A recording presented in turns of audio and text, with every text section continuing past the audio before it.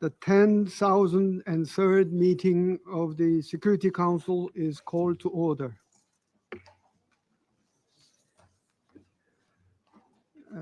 The provisional agenda for this meeting is the situation in the Middle East, including the Palestinian question. The agenda is adopted.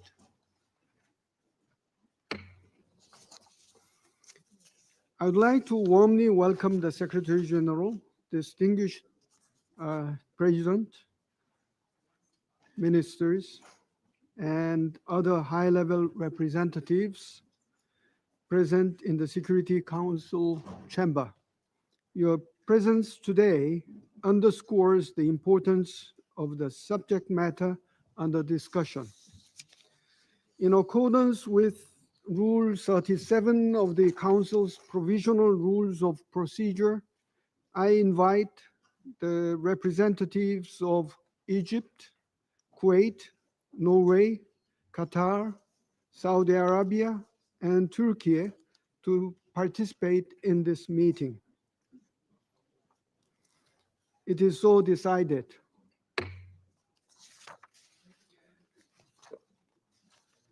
I propose that the Council invite permanent observer of the Observer State of Palestine to the United Nations to participate in the meeting in accordance with the Provisional Rules of Procedure and the previous practice in this regard.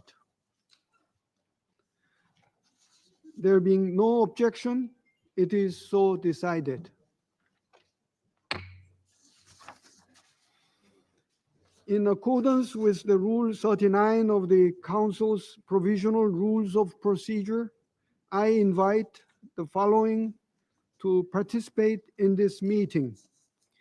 His Excellency, Mr. Ahmed Abul Hayt, Secretary General of the League of Arab States, and Her Excellency, Ms. Kaya Kallas, High Representative of the European Union for Foreign Affairs and Security Policy, and Vice President of the European Commission.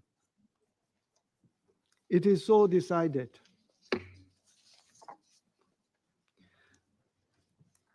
The Security Council will now begin its consideration of item 2 of the agenda. I now give the floor to the Secretary General, His Excellency Mr. Antonio Guterres. Mr. President, Excellencies, we are confronting one of the darkest chapters of the Israeli-Palestinian conflict. Nearly 2 years after the horrific Hamas terror attacks of 7 October and the devastating Israeli military response that followed, the violence has only deepened across the occupied Palestinian territory with grave threats to regional and global peace and security. The Israeli military onslaught in Gaza City is compounding an already catastrophic humanitarian crisis. Countless Palestinian civilians and the remaining hostages are trapped under relentless bombardment and deprived of food, water, electricity, and medicine. Famine is a reality, with the population constantly forced to move and being starved. To call this situation untenable and morally and legally indefensible does not begin to capture the scale of human suffering. I have repeatedly appealed for an immediate permanent ceasefire, the immediate unconditional release of all hostages, and the immediate unconditional and unhindered humanitarian access. UN resolutions continue to be ignored, international humanitarian law violated, impunity prevails, and our collective credibility is being undermined. The violence is spreading from Gaza into the occupied West Bank and beyond, including several countries in the region and recently even Qatar. Efforts to secure a ceasefire and hostage release deal led by Qatar, Egypt, and the United States suffered a serious blow on 9 September. The Israeli attack was not only a violation of Qatar's sovereignty and territorial integrity, it also threatened the very norms and mechanisms we rely on for diplomacy and conflict resolution. Excellencies, the viability of a two-state solution is steadily eroding, now reaching its most critical level in more than a generation. Relentless settlement expansion, de facto annexation, forced displacement. Cycles of deadly violence, including by extremist settlers, have entrenched an unlawful Israeli occupation and pushed us perilously close to a point of no return.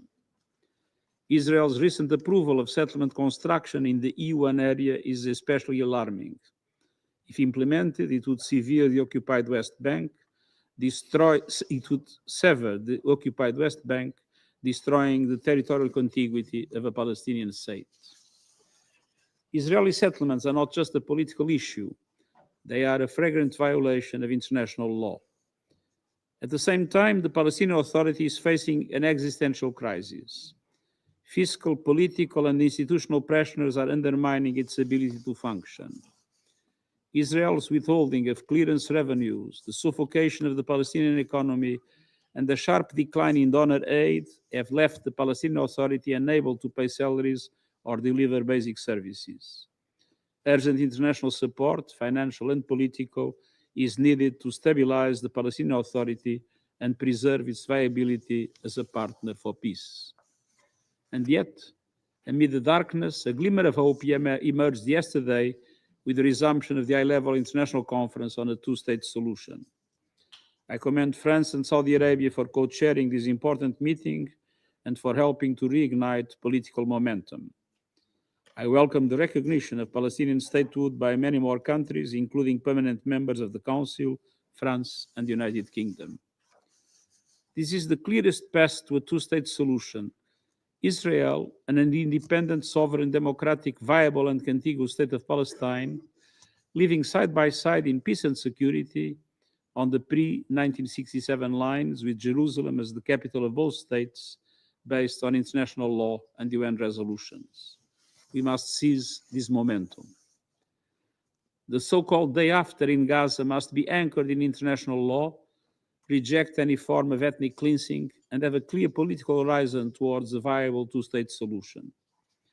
As I said to the General Assembly this morning, we must urgently reverse the dangerous trends on the ground. Relentless settler expansion and violence and the looming threat of annexation must stop.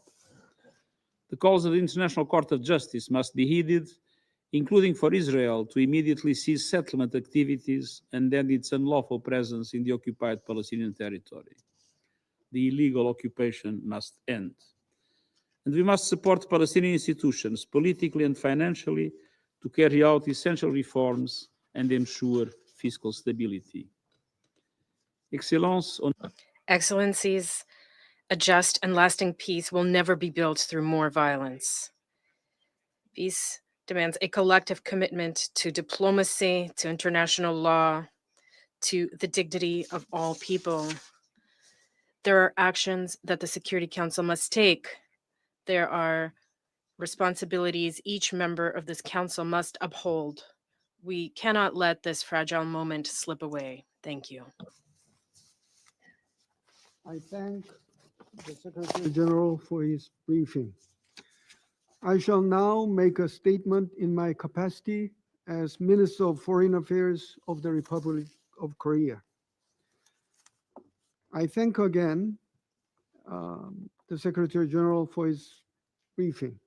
It is yet another stark reminder that the situation in Gaza stands as one of the gravest challenges to international peace and security. The immense scale of human suffering and the implications for regional stability demand our urgent and united attention. This is not an abstract challenge, but measured in lives lost every day. Nearly 2 years have passed since Hamas terrorist attacks on October 7, 2023. In that time, more than 64,000 people have been killed.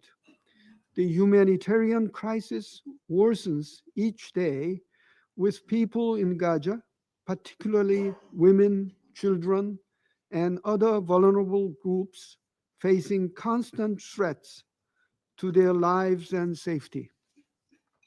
Equally troubling is the famine now unfolding in Gaza. According to the recent IPC report, more than 500,000 people are already facing famine. The crisis is projected to spread to Deir al-Balah and Khan Yunis in the coming weeks. We must prevent any further devastation for civilians already in desperate conditions. Safe, sustained, and unimpeded humanitarian access must be guaranteed without any further delay. We call for the immediate lifting of all restrictions on the entry and distribution of humanitarian assistance. Excellencies, the Republic of Korea is deeply alarmed by Israel's ground operation to seize control of Gaza City, which risks further exacerbating an already catastrophic humanitarian crisis. We are also gravely concerned that its decision to resume construction in the E1 settlement area would threaten to isolate Palestinian communities in the area. Given the dire situation, upholding international law, in particular international humanitarian law, is imperative. These rules are not aspirational ideals, but binding obligations designed to safeguard human dignity, even in the darkest moments of conflict. We urge all parties to comply fully with these principles. In this difficult context, the Republic of Korea remains gravely concerned about Israel's recent attack in Qatari territory. This act is unacceptable. It not only violates the territorial sovereignty of the state of Qatar, one of the key mediating countries, but also jeopardizes ongoing negotiations to achieve an immediate ceasefire and secure the release of all hostages held by Hamas. we reaffirm our full support for the tireless mediation efforts of the United States, Qatar, and Egypt. We commend the unwavering commitment of Qatar's diplomatic mediation, which remains indispensable to ending the cycle of violence and creating a pathway toward stability. The Republic of Korea also reiterates its steadfast call for an immediate ceasefire and the unconditional release of all hostages. Securing their freedom, together with establishing a permanent and fully respected ceasefire, are indispensable steps towards a just and lasting peace. Excellencies, the Republic of Korea deeply understands the Palestinian people's aspiration to establish their own state. We believe that the two-state solution is the only viable pathway to resolve the Israel-Palestinian issue and to build lasting peace. The Korean government will continue to play its due role in the international community's growing efforts to build peace and stability in the region based on the two-state solution. Taking all considerations into account, Korea is committed to recognizing Palestinian statehood at a time when it would be genuinely conducive to realizing the two-state solution. As we deliberate today, let us not lose sight of our common goal, a Middle East where peoples of all walks of life can coexist in peace, security, and prosperity. Korea stands ready to contribute to alleviating civilian suffering, upholding the principles of international law, and helping to lay the firm foundations of a just and enduring peace for all. I now resume my functions as the President of the Council. I now give the floor to His Excellency, Mr.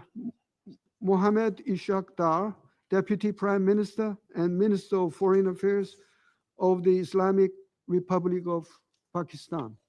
Thank you, Mr. President. At the outset, I wish to express my gratitude to you, Mr. President, for convening this meeting. I welcome the participation of all distinguished ministers joining this important discussion today. I also thank Secretary General for his valuable briefing and thoughtful remarks. The Secretary General's voice has always been of wisdom and compassion in Palestine and beyond. To promote peace and alleviate human sufferings, we salute this dedication and devotion, Mr. Secretary General. Mr. President, we meet today in the shadow of a profound and deeply troubling tragedy. The Palestinian people are enduring unimaginable suffering, an unbearable daily toll of human lives, the destruction of homes and neighborhoods, and the obliteration of essential infrastructure. Hospitals, schools, and markets lie in ruins. Roads and utilities have been shattered. The very fabric of society has torn apart. Over 64,000 lives have been lost, and over 100,000 have been injured. These are not mere statistics. They were grieving mothers, anguished fathers, suffering children, and revered elders. The devastation is immense. The grief is immeasurable. The world must not remain silent. The humanitarian situation in Gaza has reached catastrophic proportions. Starvation grips the population, and famine has taken hold. According to the latest Integrated Food Security Phase Classification (IPC) analysis, famine is now a reality in Gaza City, putting over 500,000 people at grave risk. In Khan Yunis and Deir al-Bala, famine looms imminently, threatening countless more lives. The ongoing military operations in Gaza City inflict a relentless toll. Dozens of Palestinians are killed each day, entire families displaced, and communities torn apart. Already, 300,000 people have been uprooted, and nearly 1 million face imminent displacement. The roar of fighter jets, the plumes of smoke from tank fire, and the collapse of buildings.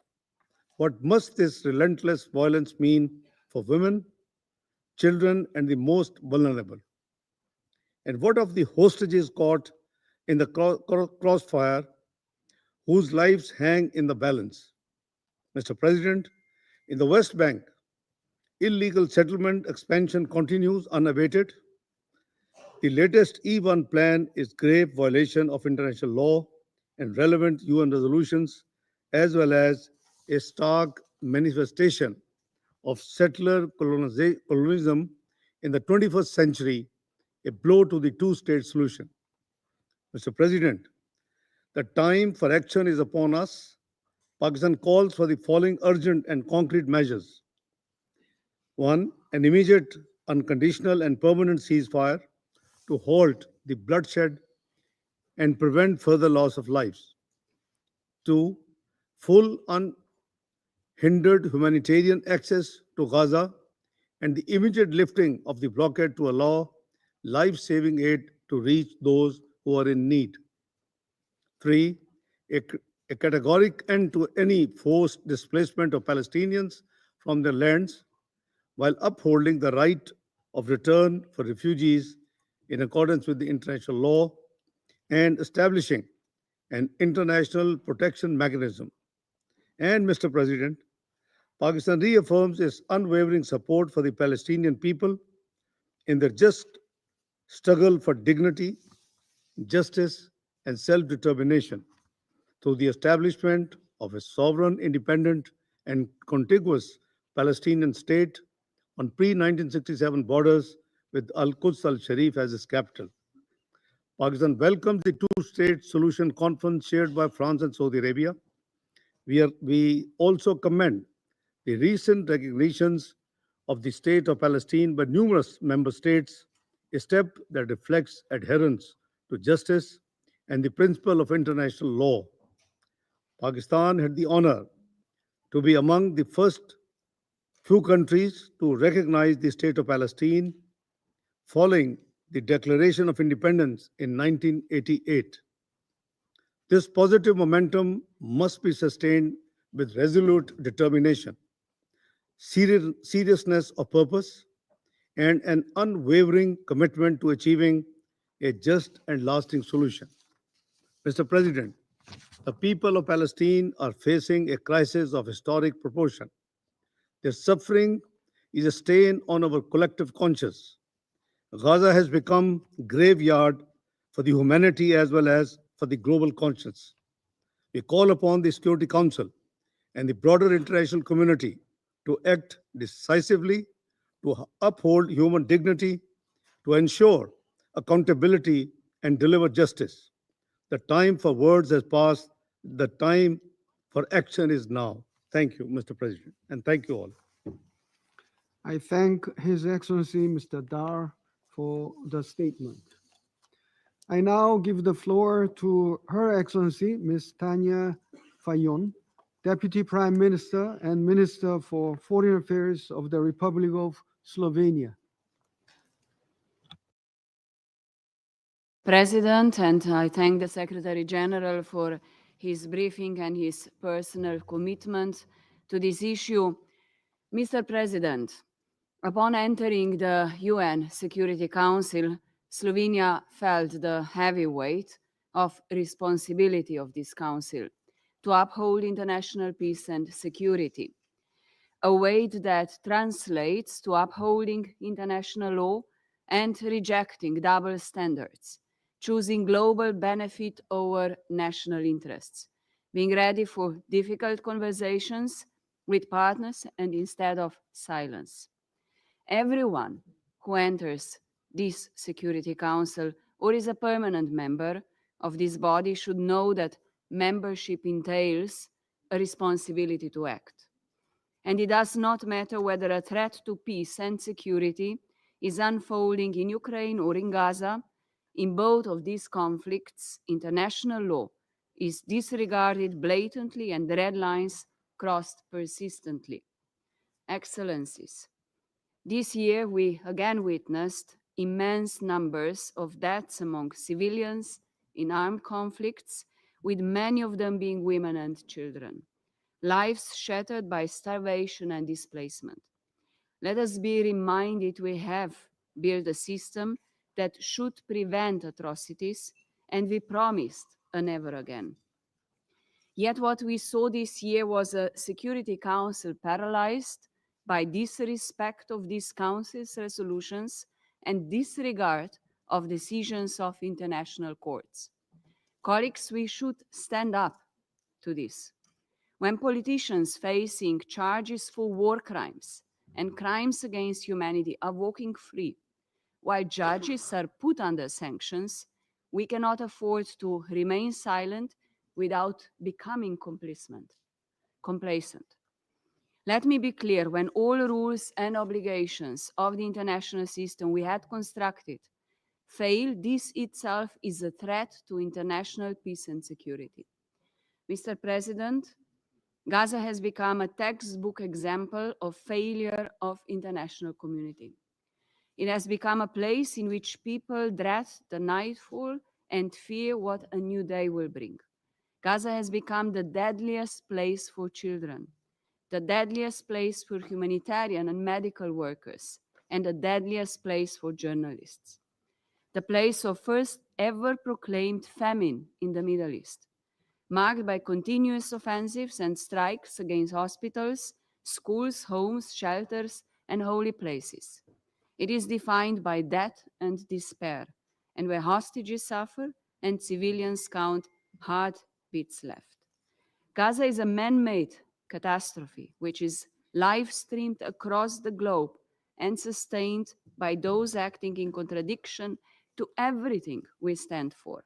And Mr. President, existence of reasonable grounds to conclude or finding that acts may amount to genocide are threats to international peace and security. We commend the work of the judicial and investigative mechanisms, the ICG, the ICC, and the Commission of Inquiry, particularly for its latest report for sounding the alarm. It is not on us to question their findings, it is on us to act on them. And demands of a large majority of international community are not performative diplomacy. Calls for a ceasefire, irreversible political steps, and even simple expressions of solidarity are not stage-managed acts. They paint a dark picture of international community in despair, understanding that never again has become a failed promise. And Mr. President, the two-state solution is equally in a need of concrete and irreversible action. I welcome the new wave of countries recognizing the state of Palestine, and I call on others to take bold steps to recognize Palestine and normalize ties with both states. We must step up to prevent further disintegration of this vision and to counter occupation and annexation, forced displacement, human rights violations, and terrorism and extremism. Slovenia firmly supports the role of United Nations, including UNRWA, in addressing the ongoing crisis and in paving way to the two-state solution, and of the Palestinian Authority in carrying out reform and assuming full political ownership in the state of Palestine. And I appeal to all of us, do not let the future of Israeli people be defined by terrorism and violence. Do not let the future of Palestinian people be defined by occupation and perpetual human rights violations. And I appeal to you, do not let our collective future to be defined by the stain of the Gaza genocide. Act now. There is no bigger threat to international peace and security than a cycle of violence perpetrated by continuous fear, everlasting hate, and uncertain future. The stories of children starved to death, a threat of a population displaced, and a territory in fear should be all we need for us to understand that the time for the immediate, permanent, and unconditional ceasefire is now. Thank you. I thank Her Excellency Ms. Fayon for her statement. I now give the floor to His Excellency Mr. Ahmed Attaf, Minister of State, Minister of Foreign Affairs, National Community Abroad, and African Affairs of Algeria.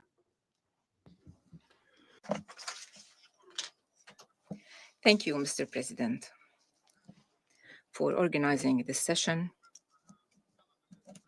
and for responding to the request of the Group of Islamic States in the Council. I also thank His Excellency, the Secretary General, Mr. Antonio Guterres, for his valuable briefing covering the recent developments in the Middle East. This region has become synonym to destruction and devastation, a synonym to injustice and oppression, a synonym to criminality in its harshest forms and manifestations.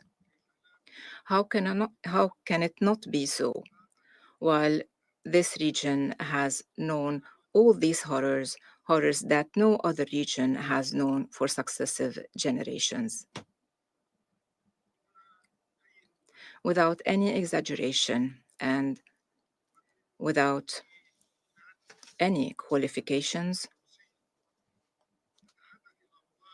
the situation there is self-telling, whether be it regarding the Palestinian cause, particularly all the regional landscape in the Middle East in general. On the Palestinian level, we cannot deny anymore that Gaza, and for more than 2 years, have been witnessing a full-fledged genocidal war. This has been confirmed by the UN Commission of Inquiry. And there is no doubt today that famine is indeed occurring in Gaza after our organization has confirmed famine in Gaza officially. There is also no room for interpreting the designs for displacement, reoccupation, and the annexation of Gaza and the West Bank after the Israeli occupation started implementing these designs and announcing them blatantly and brazenly. On the regional level, the Israeli aggressions continue unabated. An Israeli aggression against Yemen, followed by an Israeli aggression against Lebanon, then an Israeli aggression against Syria, followed by an Israeli aggression on Iran. And a few days ago, yet another Israeli aggression against the state of Qatar. Needless to say that this list might expand even further following the threats against other countries in the region. This is the unjust and the tragic situation that the Israeli occupation is trying to entrench. The Israeli occupation is opening new fronts of aggression, one front after the other. This council does not have to solve riddles anymore, now that the Israeli occupation itself is boasting about its achievements. The Israeli aggression is first aiming at undermining any prospect for the establishment of an independent, sovereign Palestinian state, not on the ground alone, but also in the minds of people, if possible. Second, the Israeli occupation aims at redrawing the borders in the region based on its imagination and its illusions, basing itself on the most dangerous myth, which is the myth of Greater Israel. Third and last, the Israeli occupation aims at entrenching its absolute monopoly over the region and at having the final say in that region, to attack whomever they want, whenever they want, and however they want. They give no regard to international law, nor to the UN Charter, and not even to the merest rules and customs related to civilized coexistence. Beyond all that, the Israeli occupation dares to promote their lies. They say that the Palestinians want them out, while they deny their right to exist, their right to life, and their right to build their own independent sovereign states. The Israeli occupation dares to promote their propaganda, claiming that they are alone, surrounded by enemies who want to destroy them, while they have been acting arrogantly against all the countries of the region. In addition to all the above, the Israeli occupation is claiming to be a shrine for democracy and the rule of law in the region, while they have proved for the whole world that they are the greatest danger to right and to law, and that they are the gravest threat threatening security and stability in the region and international peace and security. The tragedies and horrors that the Middle East is facing today require us to reconsider peace and security in the region and to approach them differently from a more comprehensive perspective that accepts no fragmentation. The issue of security in the Middle East did not start on the 7th of October 2023 in order to be associated and reduced to that date. That would be unjust and biased. The history of the region runs parallel to the history of this organization. It proves that the Palestinian cause remains the central cause that cannot be obliterated, that cannot be ignored, and cannot be marginalized. Today, we see for ourselves how attempts at liquidating this cause only added to its legitimacy and made it the most just cause on the planet. The history of the region is carved into the resolution of this council. This history proves that there is no alternative to the two-state solution and to the establishment of the state of Palestine along the borders of 1967 with Al-Quds al-Sharif as its capital.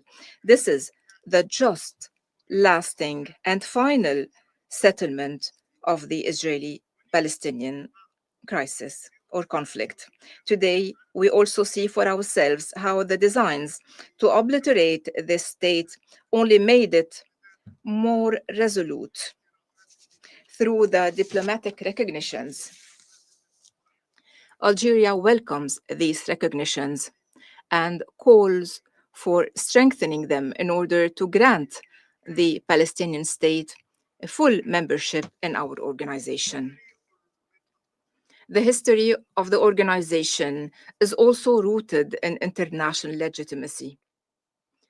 This history proves that there is no alternative to putting a final end to the exceptional, unjust treatment granted to the Israeli occupation, including impunity, non-accountability, and no punishment. And today, we also see for ourselves how the overwhelming majority of the member states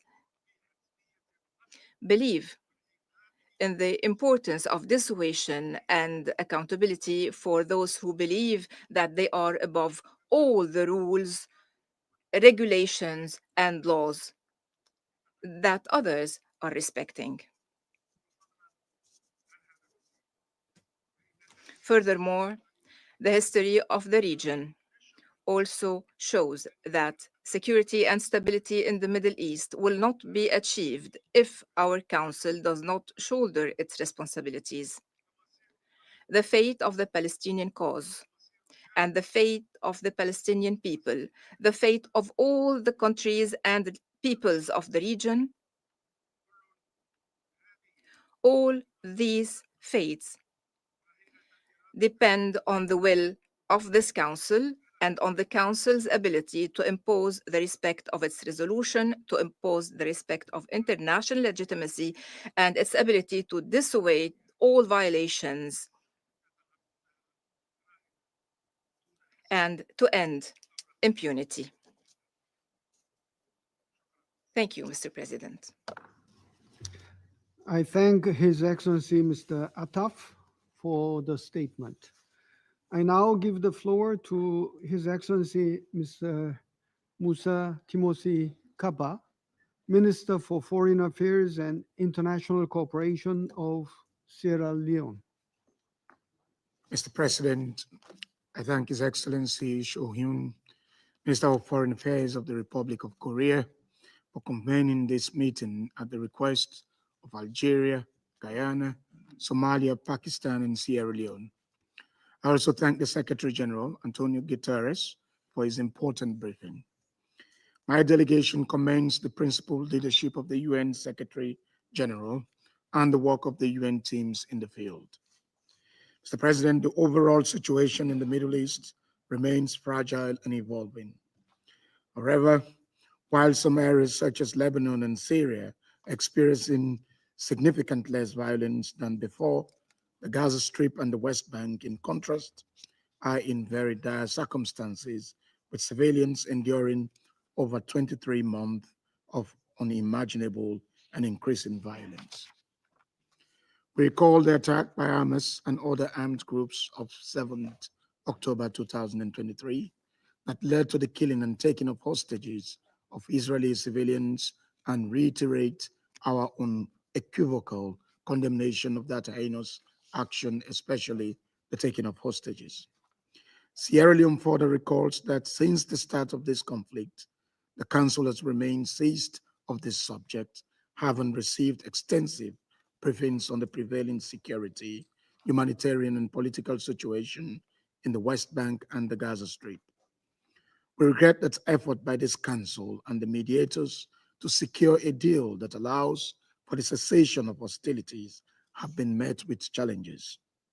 In this regard, we have concluded, along with other member states, that the Israeli-Palestinian conflict can only be resolved by peaceful means and that the military option is not viable. The atrocities committed on and since the attacks of 7th October 2023 highlight the urgency of finding a comprehensive and lasting solution to this long-standing conflict. Sierra Leone remains dedicated to supporting international efforts toward a political, just, and comprehensive settlement that ends the occupation, stops settlement expansion, and addresses extremism and terrorism. Sierra Leone is gravely concerned that the continuation of this war deepens despair among civilians in the Gaza Strip and the hostages held by Hamas. With intensified hostilities, significant loss of life, destruction of critical civilian infrastructure, blockades, and evacuation orders, the civilians in the Gaza Strip, including women and children, have borne the brunt of this war. The current status quo is unacceptable, as it is unbearable for the civilians with no seeming hope of survival. This is a blatant violation of the United Nations Charter, the provisions of international humanitarian law, and Security Council resolutions. Guided by the UN Charter, international law, and the rule of law, we emphasize the following key points. First, a complete cessation of hostilities in the Gaza Strip and the West Bank, and an irreversible political process leading to a permanent ceasefire. The parties to the conflict must recommit to ongoing peace efforts and take concrete steps that will prevent further atrocities. We acknowledge and commend the efforts of the mediators, Egypt and Qatar, and the United States to achieve this end. Second, the immediate and unconditional release of all hostages, including Israeli civilians held by Hamas and Palestinian detainees held without due process. The immediate and unconditional lifting of the aid restrictions and restoration of full and unhindered humanitarian access. We emphasize the role of the United Nations and its partners, including UNRWA, to achieve this end. Third, Sierra Leone reaffirms its unwavering support for the two-state solution based on relevant General Assembly and Security Council resolutions, including Resolution 1812 of 1947, and consistent with Article 4, Sub 1 of the United Nations Charter. We welcome the endorsement by the General Assembly of the New York Declaration and reaffirm the legitimacy of the Palestinian people's right to self-determination, including their right to an independent and sovereign state over the entire occupied Palestinian territory, in line with international law and agreed parameters. Fourth, Sierra Leone supports Israel's right to exist in peace and security, free from threats and attacks. Accordingly, we urge all armed groups to disarm and renounce violence, paving the way for the demilitarization of the Palestinian territory. Sustainable peace cannot take root while armed groups continue to operate outside the law. We deplore and reject any attempt to forcibly displace Palestinians from their land. Palestinians temporarily evacuated must be allowed to return to their homes at the earliest opportunity. Finally, Mr. President, we emphasize the need for the Palestinian Authority to be fully empowered and supported politically, financially, and administratively to enable it to continue implementing its credible reform agenda. As we celebrate the 80th session of the United Nations, let us reflect on the principles on which this very institution was built. Among its core values is to promote peace, justice, and the dignity of all persons. We must exercise the political will to deliver peace to the Palestinians and Israelis. Ongoing international efforts are a positive step that must be fully leveraged by both parties in good faith. The time to act is now in order to save the Palestinian people from the scourge of war. I thank you. I thank His Excellency Mr. Kappa for the statement. I now give the floor to His Excellency Mr. Hugh Hilton Todd, Minister for Foreign Affairs and International Cooperation of Guyana. Mr. President, as a member state of the Organization for Islamic Cooperation, OIC, Guyana thanks you for facilitating the group's request for convening today's meeting. I also thank Secretary General Antonio Guterres for his remarks and for his consistent and principled advocacy on behalf of the Palestinian people and for peace in the Middle East region. Mr. President, The protracted Israeli aggression against Palestine cannot continue to be a defining feature for the politics in the Middle East. In recent times, the aggression has extended to other countries in the region, heightening instability and insecurity, driving Israeli poles away from its neighbors and undermining good neighborliness. The ongoing war in Gaza has itself become a catalyst of pain and pressure. Pain for hundreds of thousands of Palestinians who are the targets of Israelis' instruments of war, starvation, bombs, bullets, displacements, dispossession, and other cruelties solely intended to subjugate the Palestinian nation. We have seen, for example, how famine unfolded in Gaza in full view of the international community, and 192 countries, could not stop it. The war in Gaza has also become a catalyst for pressure, political pressure, which seems to be the only way the occupying power might respond to the international outcry against the genocidal acts being perpetuated against Palestinians. Ghana calls on the member states of the United Nations to ensure that their engagements with the State of Israel do not in any way contribute to prolonging the war in Gaza and the Israeli oppression of the Palestinian people. It took a collective effort to dismantle the system of apartheid in South Africa, and Guyana firmly believes that an equally strong and organized international response is needed to ensure the end of the occupation of the Palestinian territory. I must underscore the importance of recognition of the state of Palestine by all UN member states as a pivotal part of forcing an end to the Israeli occupation. Recognition lends greater strength to international efforts to end occupation and to achieve an independent Palestine.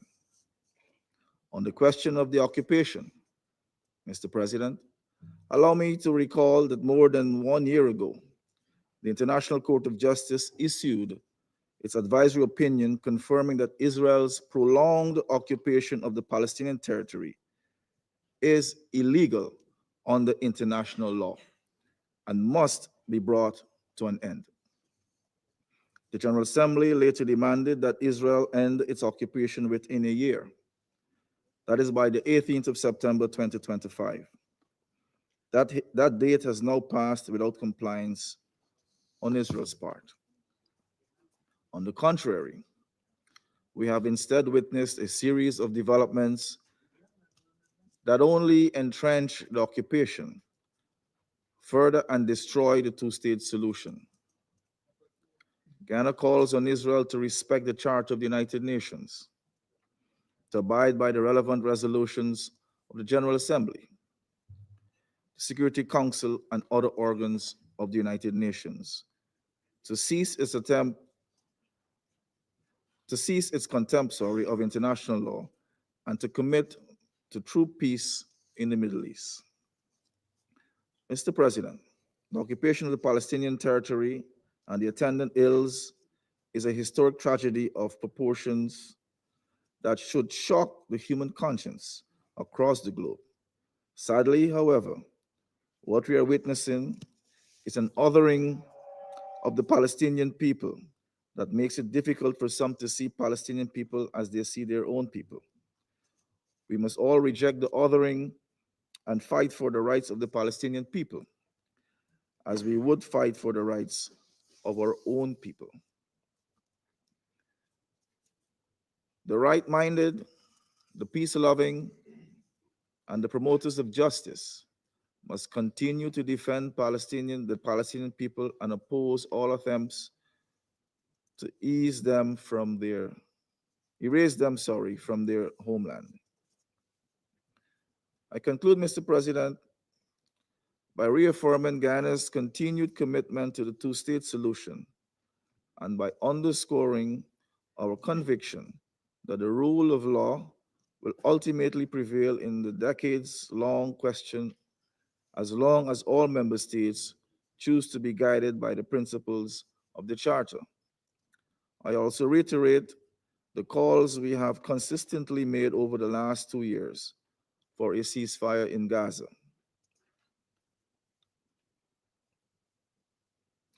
For the release of all hostages held in Gaza and Palestinian detainees held in Israeli prisons, for the unimpeded humanitarian access in Gaza. I also call on Israel to cease all its actions that are dismantling the two-state solution and the possibility of peace in the Middle East region. I thank you. I thank His Excellency Mr. Todt for the statement. I now give the floor to His Excellency Mr. Lars Løkke Rasmussen, Minister for Foreign Affairs of Denmark.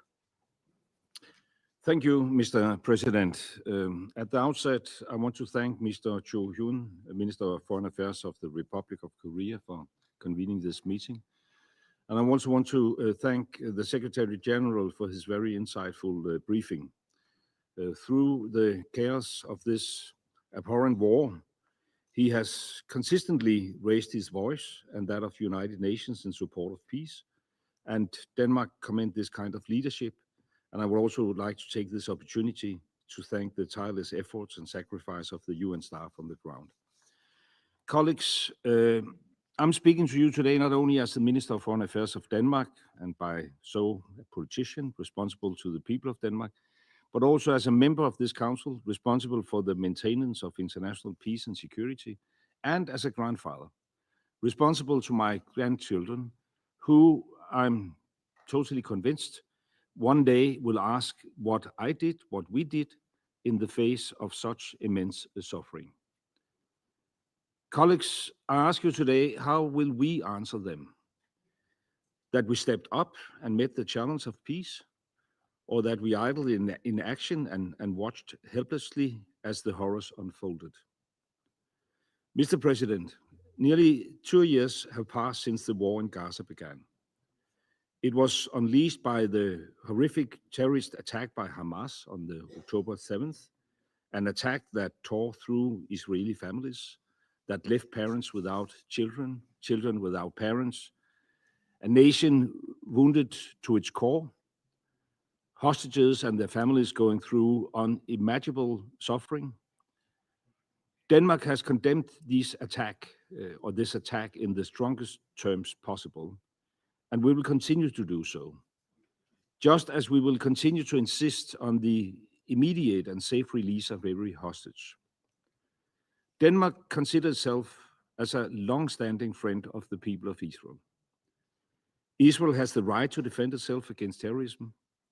This I have always supported, and this I will continue to support. But friends also have to speak the truth to each other. And today we must face the fact that Israel's war in Gaza has created a humanitarian catastrophe of unbearable scale.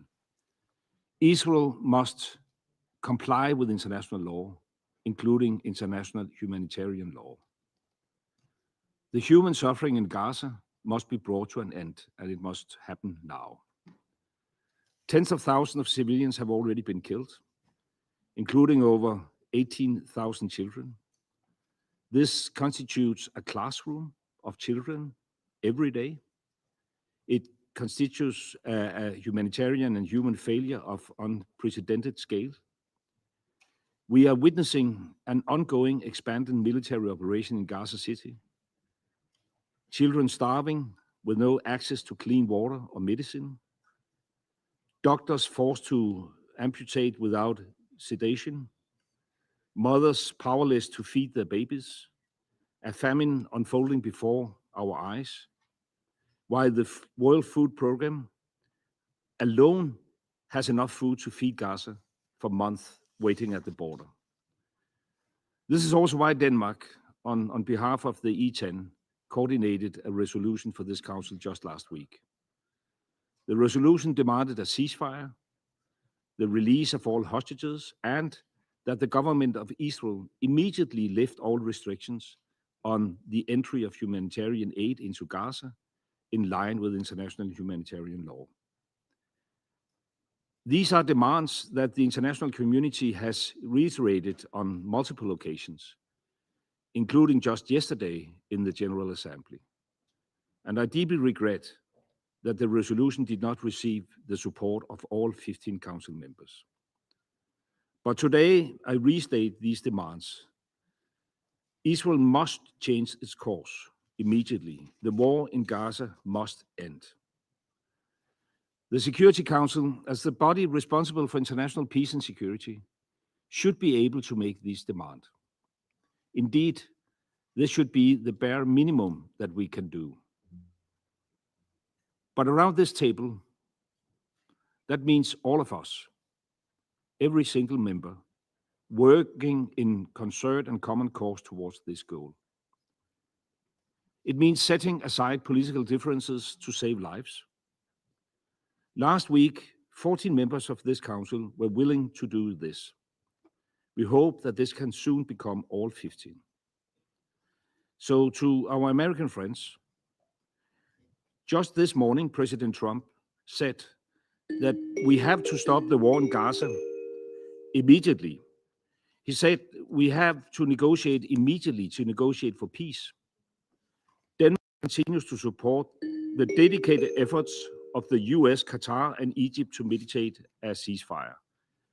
Your unwavering commitment to find a path to peace is critical in the context, but we count on you in this council too. Your leadership is critical in our joint aspirations of bringing peace and stability to the region. Mr. President, I will conclude very soon. Denmark has consistently contributed to ease the suffering through humanitarian contributions. Together with 24 other countries and the EU, we have called on Israel to resume medical evacuations from Gaza to the West Bank, including East Jerusalem, and we stand ready to support the treatment of those patients. Mr. President, 2 weeks ago, I visited the region, which I have done several times since 7 October. I have met with the Israeli families of hostages. The pain is real. The demand must be immediately and unconditionally answered. I also met with Palestinians in the West Bank who face checkpoints, settlements, settler violence, destroyed property and land grabbing, and their pain is real as well. The longing for freedom and dignity is evident. So, Mr. President, the two-state solution remains the only solution to lasting peace for two people, both deserving of security, both deserving of dignity. This was confirmed during the high-level conference on the two-state solution yesterday.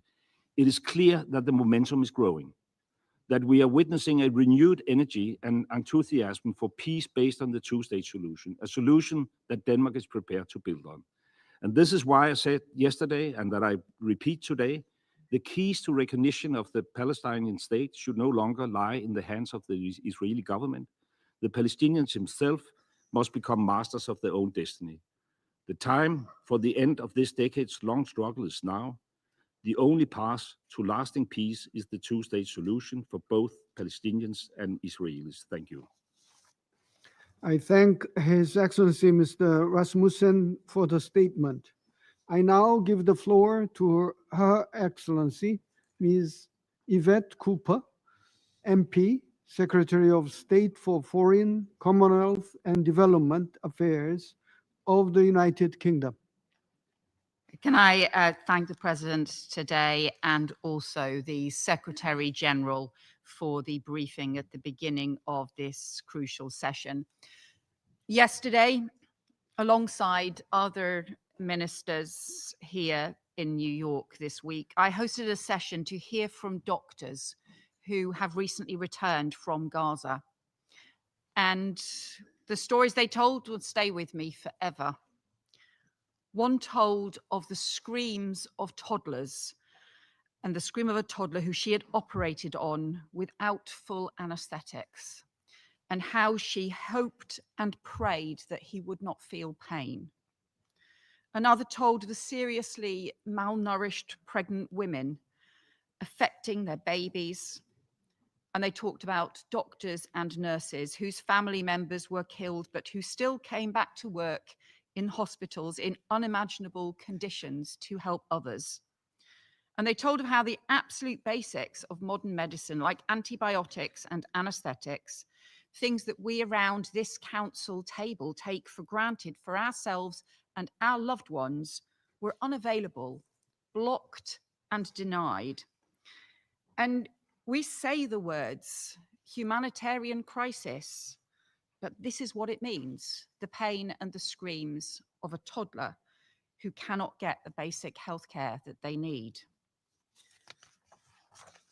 And only 18 out of 36 hospitals in Gaza now remain open, all of them struggling to operate amid severe shortages of fuel, medicine, equipment, and staff. Over 1,700 healthcare workers have been killed in Gaza, more than 300 detained. This is what the catastrophic collapse of Gaza's healthcare system looks like. And as we are gathered here, Israeli forces are escalating the conflict in Gaza City, pounding more homes into rubble, sending frightened families scattering. It is incomprehensible, it is inhumane, it is utterly unjustifiable, and it must end.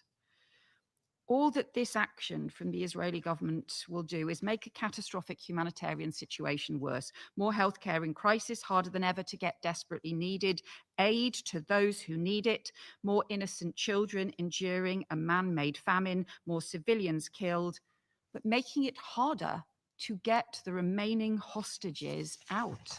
Hostages who are still being held, who were seized by Hamas on the barbaric terrorist attack of October the 7th, and are still being held in the most horrendous conditions, prolonging the anguish for their families.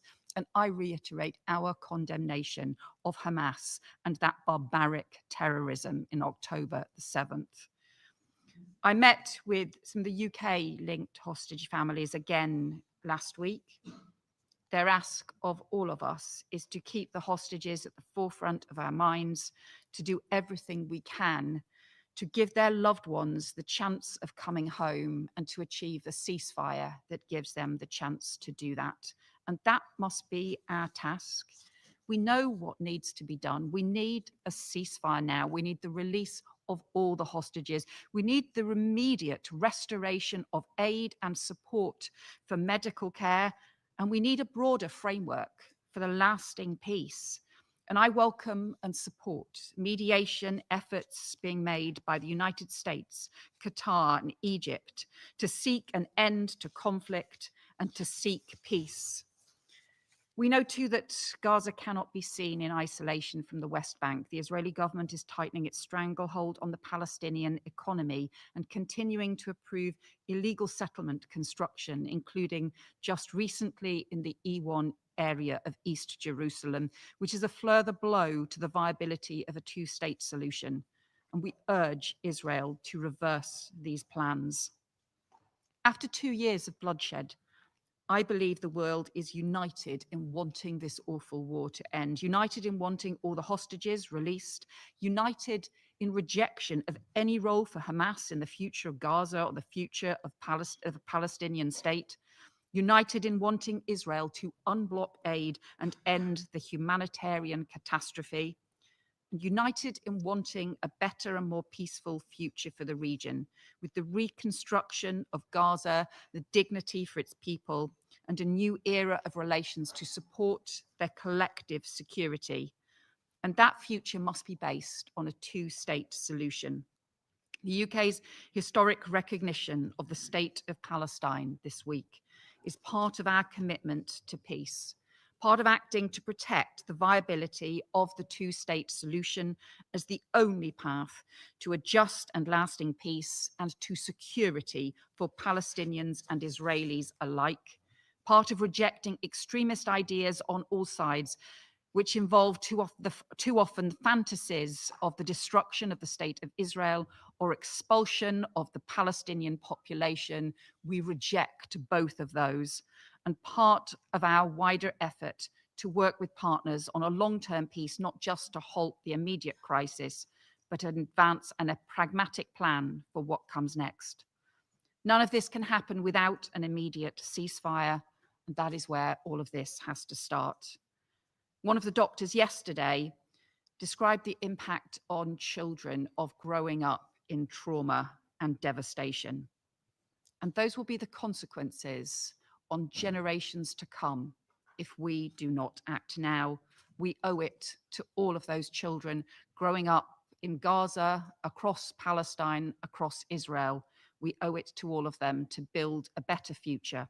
The time for peace is now. Thank you. I thank Her Excellency Ms. Cooper for the statement.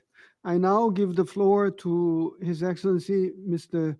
Georgios Gerapatritis, Minister for Foreign Affairs of the Hellenic Republic.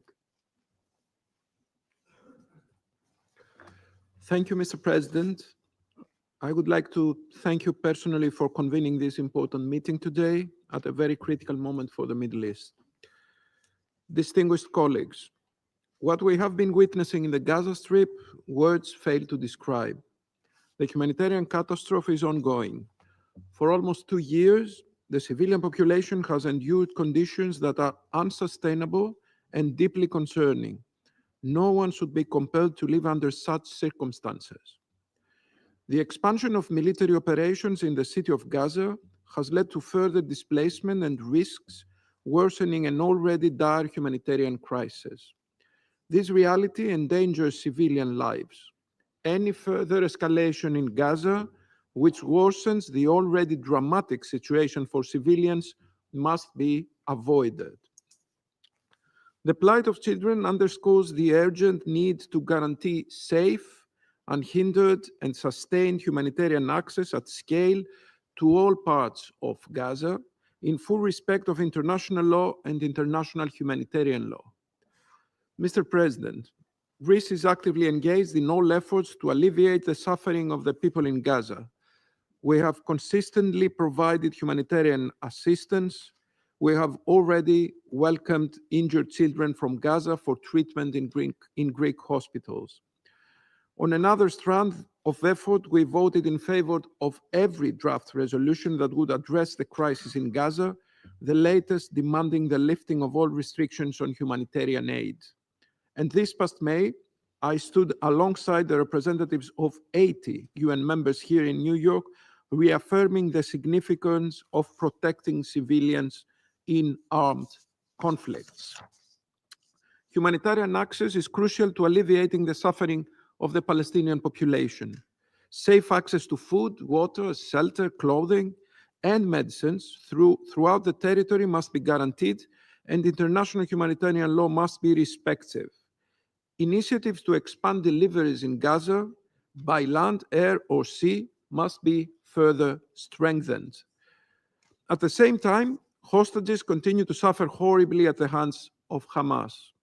We were appalled by the images and videos released last month showing 2 hostages visibly emaciated as they described the appalling conditions of their captivity. We reiterate our call for unconditional release of all remaining hostages. Mr. President, we recall that this Council has rightly addressed the recent strikes in Doha earlier this month, which are even more concerning given Qatar's crucial role in hosting and mediating negotiations for a ceasefire between Israel and Hamas alongside the United States and Egypt. We continue to believe that diplomacy remains the most effective tool even in the most difficult circumstances. Greece has unwaveringly supported the negotiation efforts and will continue to do so.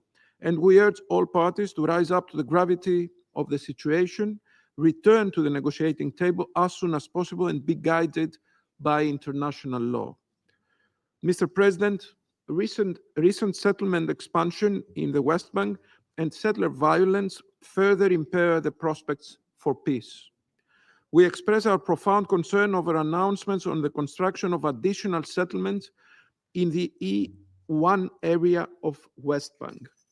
Such plans, were they to be realized, would further undermine the prospects of a two-state solution.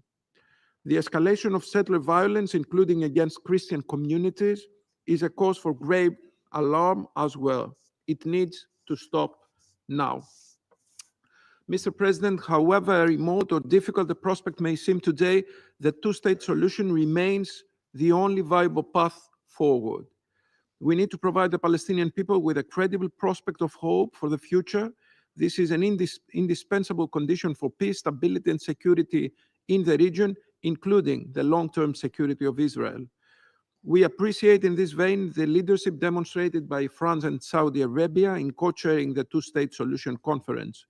We stand by all international initiatives, including the relevant global alliance and the Arab plan, towards realizing this vision. We will continue to contribute to every effort that revives the political process towards a two-state solution, a political process which we firmly believe must lead to the establishment of a sovereign Palestinian state through a revitalized and comprehensive approach, and which is essential for lasting peace and stability in the region. Against this backdrop, we see no role for Hamas, neither in governance nor in future discussions concerning the day after in Gaza. Therefore, Greece has repeatedly stressed that an empowered and reformed Palestinian Authority must play a central role in Gaza's future and remains the best partner for peace. The European Union has already stepped up, approving a 3-year package worth around 1.6 billion euros, crucial to preventing fiscal collapse and enabling the Palestinian Authority to fulfill its task. Mr. President, to Greece, the stability of the Middle East is not an abstract concern. It is an indispensable necessity. As a country of Eastern Mediterranean, at the crossroads of Europe, Asia, and Africa, developments in the region have a direct impact on our own security, prosperity, and stability, as well as on Europe as a whole. We are convinced that only through dialogue and the rule of international law, we can build a safer neighborhood, one where peoples can coexist in dignity and security. Thank you. I thank His Excellency Mr. Gera Petritis for the statement. I now give the floor to His Excellency Mr. Carlos Arturo Hoyos Boyd, Vice Minister for Foreign Affairs of Panama. President, Panama is grateful for the convening of this briefing at the request of the delegations of Algeria, Guyana, Pakistan, Sierra Leone, and Somalia. We would also like to express our thanks to His Excellency Antonio Guterres, UN Secretary General, for his briefing, which strengthens this Council's obligation in line with the United Nations Charter to respond with unity and responsibility, given the scope of the catastrophic situation unfolding in the Palestinian territories.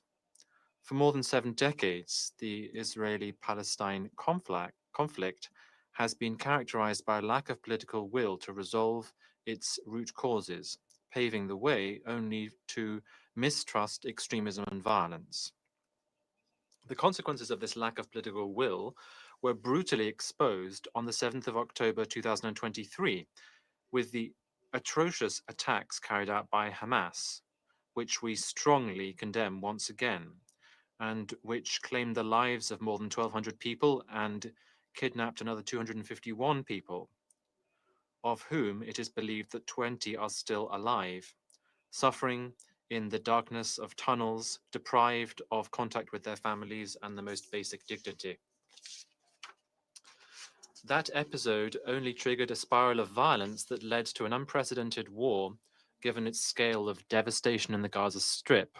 More than 65,000 Palestinians, including 18,000 children, have died. Tens of thousands have been injured. Millions have been forcibly displaced from one side to the other again and again, and entire communities have been reduced to rubble, leaving an indelible scar of suffering for thousands of families. In the 59 days that the ceasefire lasted for between January and March, it was possible to stop human suffering, to facilitate humanitarian assistance getting into Gaza, and to make progress in releasing the hostages. But since the ceasefire broke down, the catastrophic humanitarian situation has only got worse. More than 14,000 Palestinians have died and tens of thousands more have been injured. the hostages and their families continue to pay an unbearable price, trapped in uncertainty and suffering. As if violence were not enough, hunger is also claiming lives every day. The Integrated Food Security Classification has declared starvation in Gaza, famine in Gaza. More than 425 people, including 125 children, have died of hunger, not because there was a lack of food, but because of the obstacles preventing food from getting in. This tragedy has been exacerbated by the further development of the military operation in Gaza City, which is still inhabited by hundreds of thousands of people, and which has become the backdrop to intense bombing and land operations that have led to widespread displacement and dozens of deaths, including those of children. The devastation is also affecting essential services. Hospitals and health centers have been damaged, water supply systems, sanitation systems are collapsed, and there is extreme danger for those who are trying to save lives or tell the truth about what is happening. Humanitarian staff and journalists, of whom hundreds have been victims of the violence, nevertheless continue to carry out their work in unbearable conditions and under constant threat. No goal can justify using methods that violate international law or the protection of human life. That is why Panama once again calls for an immediate, sustainable ceasefire. We also call for the immediate, dignified, unconditional release of all of the hostages and safe, sufficient, unhindered access for vital humanitarian aid to get into Gaza. These are the basic conditions of humanity that cannot be put off any longer. President, the crisis is not limited to Gaza either. In the West Bank, including East Jerusalem, violence has reached alarming levels. Land fragmentation, insecurity, and a lack of prospects are undermining the possibility of any sustainable political solution. This year alone, more than 186 Palestinians and 16 Israelis have lost their lives in incidents in this area as a result of the conflict intensifying. This is in addition to hundreds of people who've been injured and thousands of people affected by restrictions that are conditioning their everyday life. The military operations and widespread detentions have displaced entire families, including children and older persons, while further closures and obstacles are threatening to isolate communities and cut off access to schools, hospitals, and workplaces, which is making an already unsustainable situation even worse. In addition to this, the recent unacceptable incident in Qatar, which we unequivocally condemn, reiterates the need to put an end to this conflict before it escalates any further. President, Panama reiterates that there is no military solution to this conflict, only a serious, comprehensive, and sustained political process based on international law and on the relevant resolutions of this council, which allows Israelis and Palestinians to live in security and dignity within internationally recognized borders and with guaranteed rights and with verifiable guarantees for both. That is the only solution. That is the only possible way to put an end to decades of suffering and to pave the way to reconciliation. Thank you very much. I thank His Excellency Mr. Hoyos Boyd for the statement. I now give the floor to the representative of Somalia.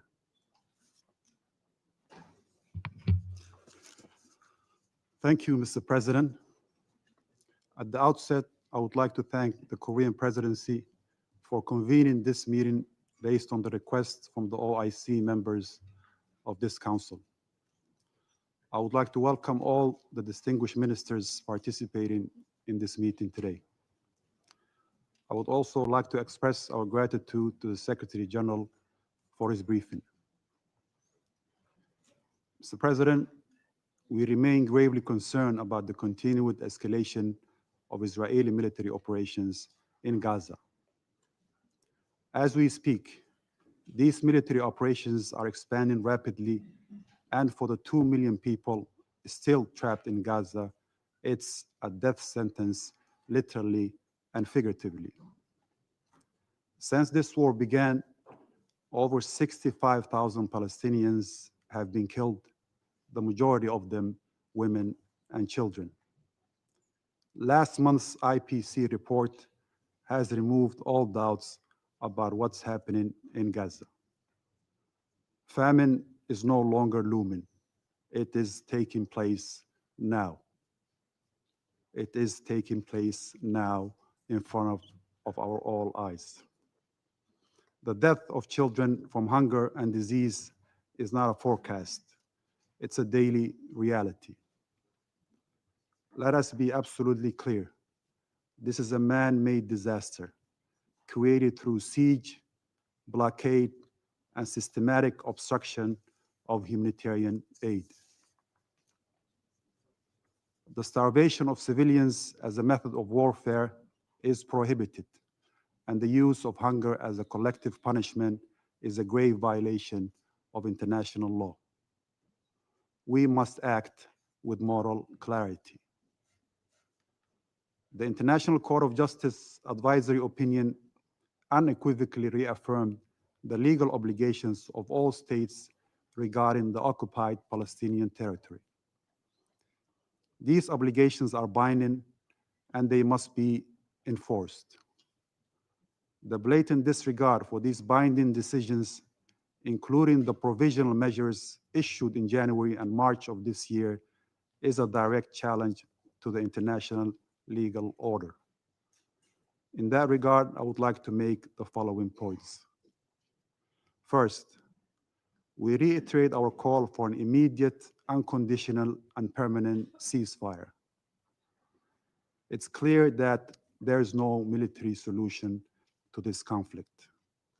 Somalia recognizes and supports the ongoing ceasefire efforts led by Qatar, the United States, and Egypt, and commends their unwavering commitment. The Israeli airstrikes on residential areas in Doha, the capital of Qatar, on September 9th mark a grave and perilous escalation. It's appalling that this military airstrike unfolded when negotiators were engaged in talks over a US-backed ceasefire proposal. We stress that mediators must not be targeted, but they should be protected to ensure a pathway to peace remains viable. Second, my delegation calls for the immediate and full restoration of humanitarian access for all UN agencies, including UNRWA, throughout Gaza. Israel, as the occupying power, bears the legal responsibility under international humanitarian law, including the Fourth Geneva Convention. Somalia reiterates its call for the immediate release of all arbitrary detainees to return to their families and loved ones.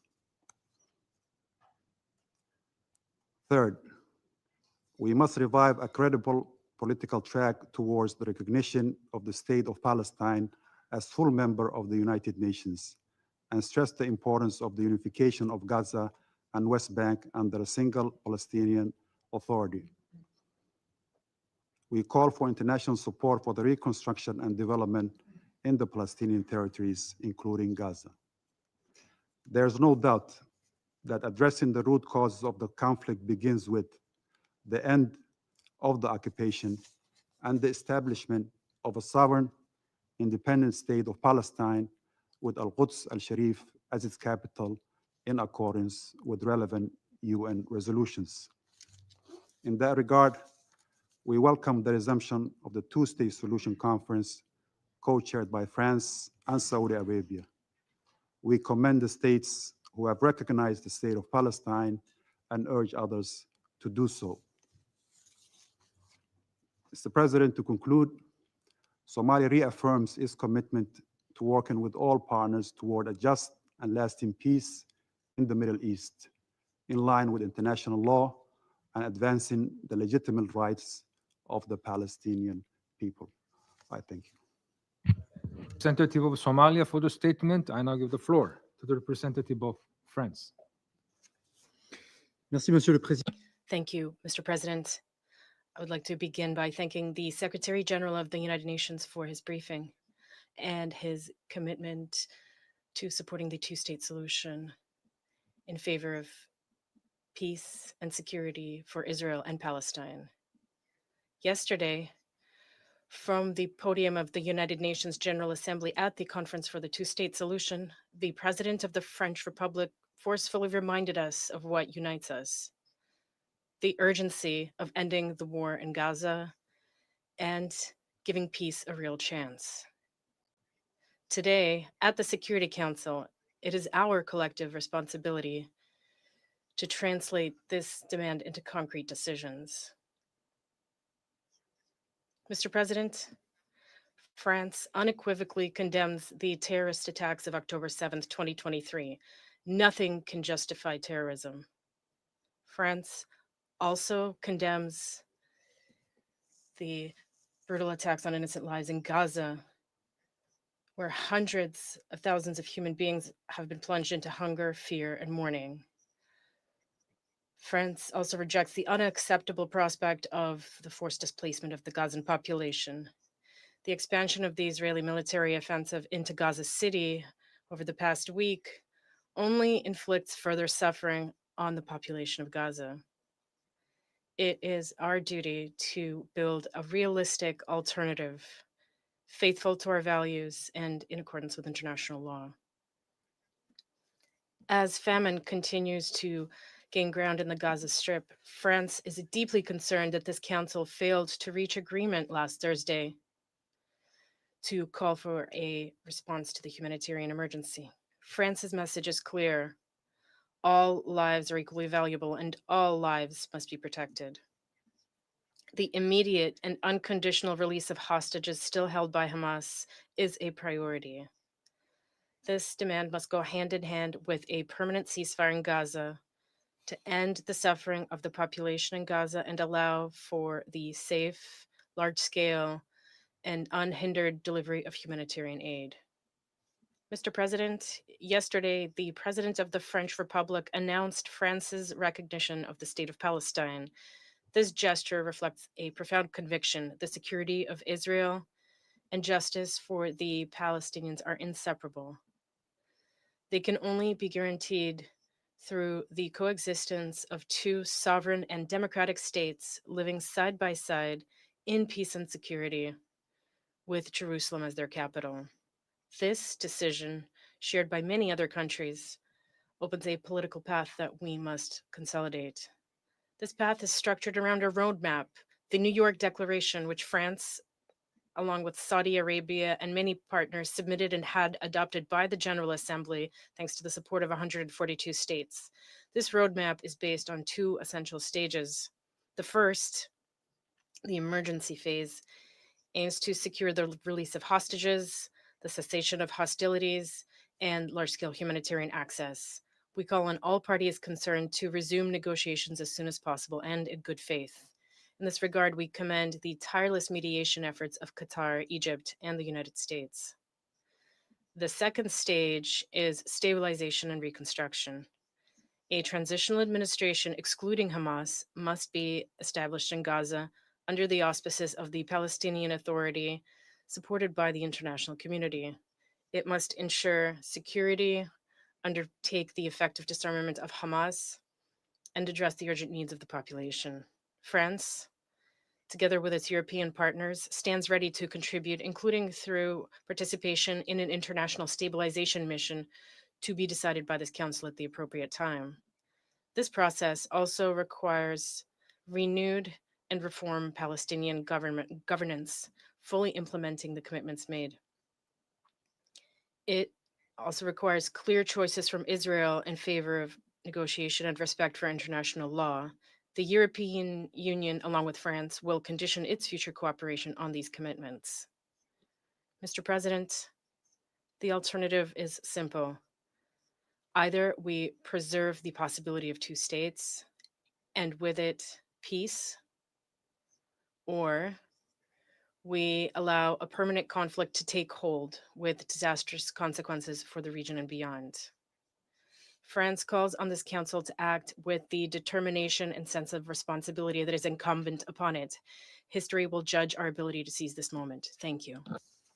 I thank the representative of France for the statement. I now give the floor to the representative of the United States. Thank you, Mr. President. I find it, and we find it deeply regrettable that council members have opted to convene this high-level UN Security Council briefing on Gaza on Rosh Hashanah, the Jewish New Year, knowing full well that that decision excludes Israel. And frankly, colleagues, it's a testament to how this council has prioritized a lot of performance over serious efforts to actually advance peace. Serious efforts that President Trump, Secretary Rubio, his team, and partners like Egypt and Qatar are engaged in right now as we speak, to end this horrific war. There have been over 80 council meetings on this issue since October 7th. The main outcome of these meetings, unfortunately, has been to embolden Hamas, to undermine and disrupt negotiations that are aimed at freeing all of the hostages and ending the war and ending the suffering that we all want to end. Unspoken today, in the last 2 weeks alone, Israel has suffered 2 terrorist attacks in Jerusalem on September 8th and at the Allenby border crossing on September 18th. We condemn these attacks. We offer condolences to the families of those killed. We call upon other countries to join us in a clear and explicit condemnation of this violence by Hamas and its ideological allies. And extremists like the terrorists who killed 2 IDF soldiers on September 18th have shown their utter contempt for the people of Gaza. Hamas has shown its utter contempt for the people of Gaza. They struck the very border crossing through which nearly half of all aid delivered to Gaza between May and September of this year has passed. Let me say again, Hamas struck the border crossing through which half of all aid through the better part of this year has passed. No country here would willingly allow terrorists like this to threaten its people. Israel should not be expected to be any different. And of course, has the right to defend itself from groups that wish to do it harm. As Secretary of State Rubio recently said, as long as Hamas exists, there will be no peace in the Middle East. And every member here has seen evidence of how Hamas has starved hostages, has tortured them. We've heard the testimony of freed hostages and what they've endured in captivity. And sadly, some endure still. We, the United States, again demand Hamas immediately release all 48 remaining hostages and their remains, cease putting civilians in harm's way, cease sacrificing their own people for propaganda aims, that they disarm and that they surrender. This war could end today if that happened. But Hamas refuses. While Israel has accepted the negotiators' proposals, rewarding Hamas's refusal, whether with performative conferences or one-sided Security Council resolutions, colleagues, it undermines and it delays achieving the peace we all want. Unfortunately, yesterday's conference spoke to domestic audiences, but it will prolong this tragic war in Gaza, and it will prolong the suffering. Hamas stands emboldened today after that conference. We've rewarded its obstruction.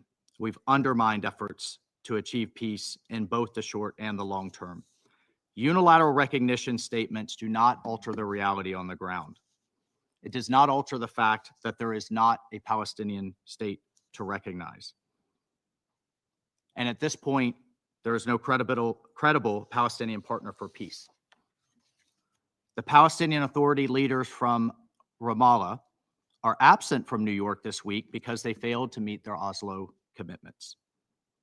The commitments were basic, including renouncing terrorism, renouncing violence, resolving issues through direct negotiations with Israel. The Palestinian Authority has failed to clear even those low bars. And their attempts to bypass negotiations through what can only be called lawfare, including at the ICC and at the ICJ, and its pushes for unilateral recognition of statehood. This charade is disappointing. It is clearly fueled by domestic politics and has given Hamas a reward for refusing to surrender, as well as an incentive. They're now incentivized to hold on, keep holding the hostages in subhuman conditions. We call on the Council membership and the UN to change its course, to focus instead onto how to prevent Hamas from ever doing this again and to how to eliminate them, on how they should free the hostages and create a framework so that Gaza can have a better future than the life that the people of Gaza can have a better future than the life they have endured under terrorists. Secretary of State Rubio recently traveled to Israel and Qatar to address the threat posed by Hamas, to advance the immediate return of all hostages, and to ensure humanitarian aid actually reaches civilians. And the United States will continue working tirelessly towards those ends. And the Secretary was clear. The United States supports a negotiated settlement that will lead to the release of every single hostage. The President was clear today in the General Assembly to that same end. We must lead to the elimination of Hamas, and we must end the war. In the interim, the United States has worked to support the delivery of humanitarian aid to civilians in Gaza with actual meaningful results. The Gaza Humanitarian Foundation has securely delivered more than 170 million meals directly to civilians. We have also seen the increased flow of humanitarian aid, including through UN entities. However, looting and diversion is undeniable and remains serious problems that must be addressed. The UN's own data shows that approximately 85% of UN aid sent to Gaza since May 19th has been looted. Colleagues, the fighting must end so the international community can concentrate on the very hard work of building a new Gaza, one that embraces peace and coexistence and rejects terrorism and violence. I thank you. I thank the representative of the United States for the statement. I now give the floor to the representative of China. 主席， President, I thank Algeria, Guyana, Pakistan, Sierra Leone, and Somalia for their initiative to convene this meeting, and thank Secretary General Guterres for his briefing. President, the Palestinian question is at the core of the Middle East issue, bearing on the Middle East's peace and stability and global peace and security. Over 7 decades or so, the Palestinian-Israeli situation has time again fallen into turmoil and even led to the outbreak of wars, shaping the evolution of the international landscape and the development of international relations. Since the start of the current Gaza conflict, the Palestinian people have been deeply mired in suffering. Lebanon, Syria, Yemen, Iran, among others, are witnessing escalating tensions, and even Qatar has come under attack. The mounting conflicts and volatility in the Middle East have worsened the global security environment, dampened the economic outlook for the world, and ran counter to the common interests of the international community. It is therefore imperative to accord this issue the utmost importance and accelerate the resolution of the Palestinian question, which lies at the heart of the current turmoil. I will make 4 points. First, we must bring an end to the tragedy in Gaza without delay. The conflicts of the past 2 years have devastated Gaza with scenes of misery and destruction everywhere, yet Israel is stepping up its military offensive, causing even greater civilian casualties and displacements. Military means are not the solution to the problem. An immediate ceasefire is the right way to save lives and bring hostages home. We urge Israel to cease all military actions in Gaza without delay, fulfill its occupying powers' obligations under international humanitarian law, and fully restore access for humanitarian supplies. Last week, the Security Council's draft resolution on Gaza was vetoed once again by a permanent member. With deep disappointment, we expect the relevant country to effectively shoulder its responsibility and make earnest efforts to end this war. Second, we must de-escalate tensions in the West Bank.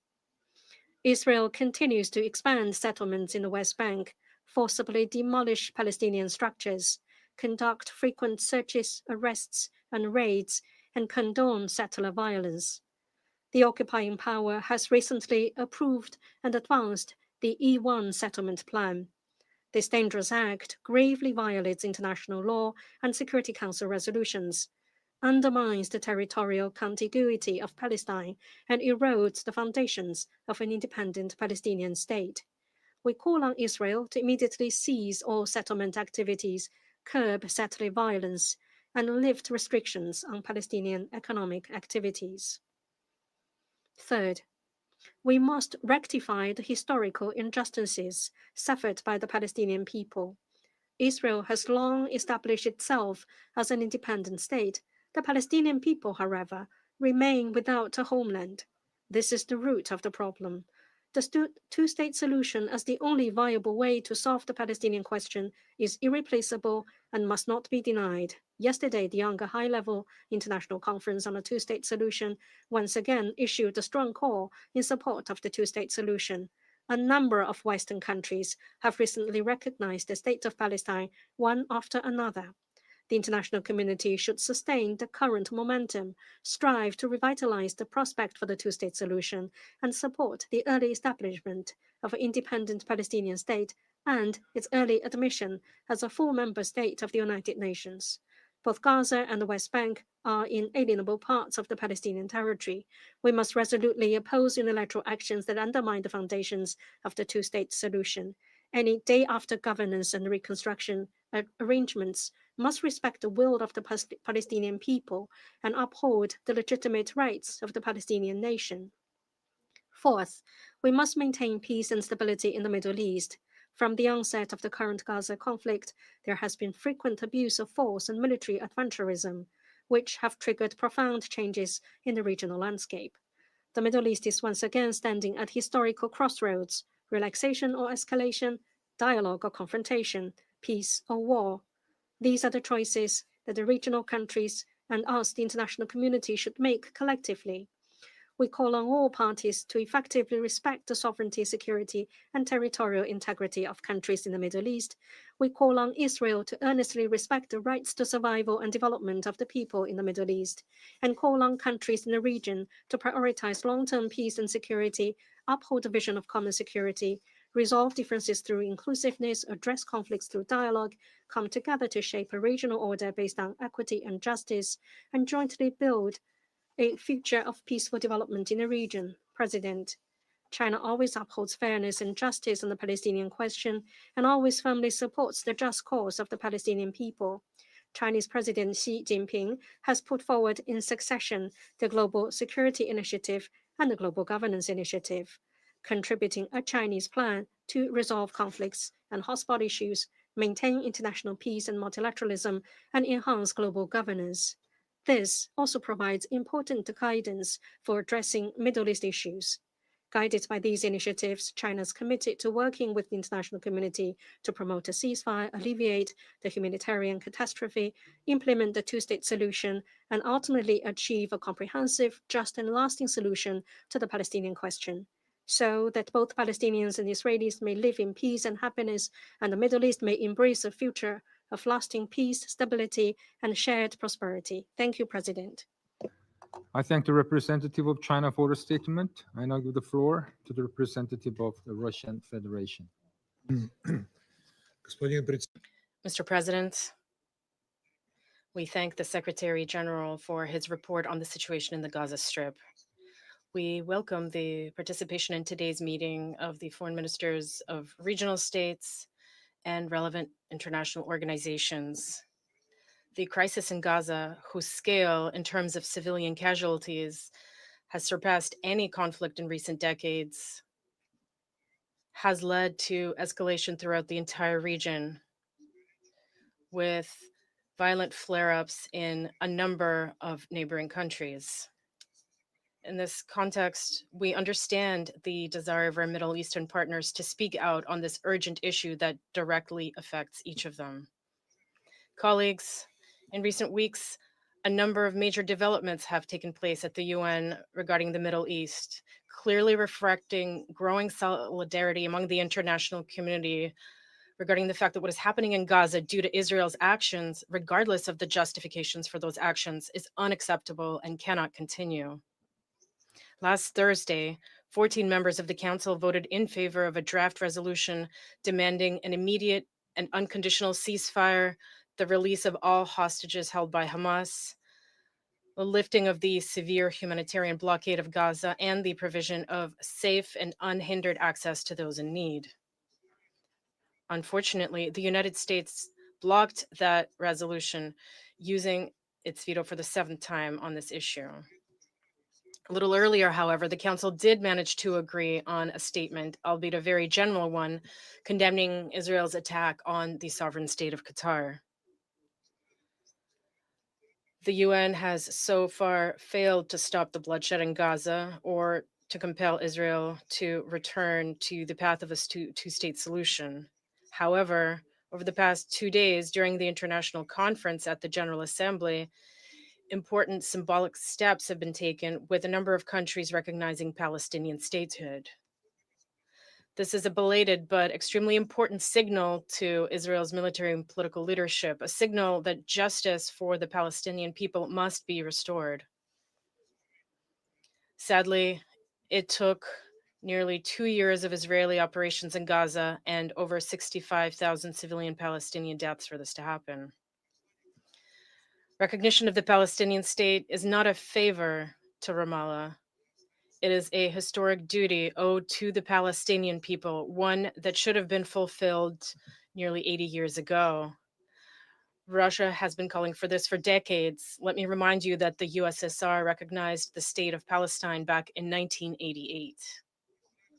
Israel, however, not only remains deaf to the appeals of the international community, but encouraged by its American allies, responds with threats, claiming that the wave of new recognitions of Palestinian statehood is allegedly a reward to Hamas for the October 7th terrorist attack. In West Jerusalem, there is open talk of formally annexing the West Bank following the high-level week. That is why a clear signal must be sent now that such steps are unacceptable. We must certainly not give in to any threats of retaliatory measures. As the Secretary General said, only our actions can put an end to what is happening. Colleagues, the international community's united support for the Palestinian people's aspirations to live peacefully in their own state is the momentum we must collectively build. We must work to translate into practical reality. The main task right now is to ensure that the crisis in Gaza is resolved not through brutal facts on the ground, in other words, by completely clearing out all Palestinians, which is the aim of Israelis' leadership, nor through their displacement from the enclave and its commercial redevelopment, as proposed by various radical Western plans. Rather, this must be done through humane, civilized diplomacy that unites efforts within the UN and regionally among Arab states seeking to help their Palestinian brothers and sisters. Palestinians are not the object of social experiments. They are a people with the same right to sovereign existence and development as our own nations. But diplomatic efforts of any kind will only succeed if Israeli authorities abandon their reliance on military solutions. They must recognize that this approach will bring nothing good for Israel itself, which simply cannot develop and live in security in the context of a military operation on all fronts. The second key element is for Washington to recognize all this as well and stop viewing UN fora and multilateral diplomacy as an enemy that supposedly obstructs American diplomacy on the ground. Unfortunately, what we currently see is the exact opposite. Both Israel and the United States continue to claim that West Jerusalem is acting humanely in its fight against terrorism. This is how official Israeli reports justifies strikes on hospitals and schools, attacks on humanitarian convoys, and the deaths of women, children, and aid workers. Hate speech and propaganda bring ordinary Israeli soldiers to kill dozens of innocent Palestinian civilians daily, sincerely believing that this is all for the greater good of the Israeli state. In this way, for nearly 2 years, West Jerusalem has been systematically constructing and imposing a distorted narrative in which Palestinians are second-class people who can be exterminated, displaced, starved, and killed even directly at humanitarian aid distribution points. UN leadership, its humanitarian bodies, and even member states calling for a ceasefire and humanitarian access are unabashedly labeled by Israeli representatives as terrorist accomplices. This radical, distorted rhetoric, along with West Jerusalem's clear intent to continuously escalate the situation in the region, a situation that is already drawn in Lebanon, Syria, Iran, Yemen, and Qatar, undermines any progress towards a peaceful resolution of the Middle East crisis. The Israeli strike on Doha, one of the key mediators in negotiations, clearly demonstrated that Israel is not aiming for diplomacy, but rather for endless war, even at the cost of the remaining hostages who, with this war, are left with no chance of survival. It is also clear that Israel's strategic endgame is to take full control of all Palestinian territory, both Gaza and the West Bank. Annexation plans are discussed openly, not only without hesitation, but with pride and a sense of fulfilling a historic mission. And these are not just empty words. Gaza is being systematically cleared, carved up into so-called security zones that shrink by the day. The West Bank is being built up with new Israeli settlements, and fanatical settlers in the world's worst traditions of the colonialism of past centuries abuse the Palestinian population and drive them from their homelands as the authorities stand by and do nothing. An aggressive settlement policy is being actively implemented, one where Palestinians are at best relegated to the role of ghetto residents and at worst to exiles. Mr. President, this picture of horrifying injustice, violence, and trampling of human dignity unfolding in the occupied Palestinian territory is a call to action. This is what hundreds of thousands of people around the world are demanding from us in the street. An end to the senseless bloodshed in Gaza and the liberation of Palestine. This is also what Israeli hostages and their families are demanding as they protest in Tel Aviv, Jerusalem, and other cities, calling for a comprehensive deal to release prisoners and end the fighting. No one wants war, not ordinary Palestinians, nor ordinary Israelis. This heartfelt plea was voiced by Israeli citizen Galit Dan, whose daughter and mother were killed on October 7th.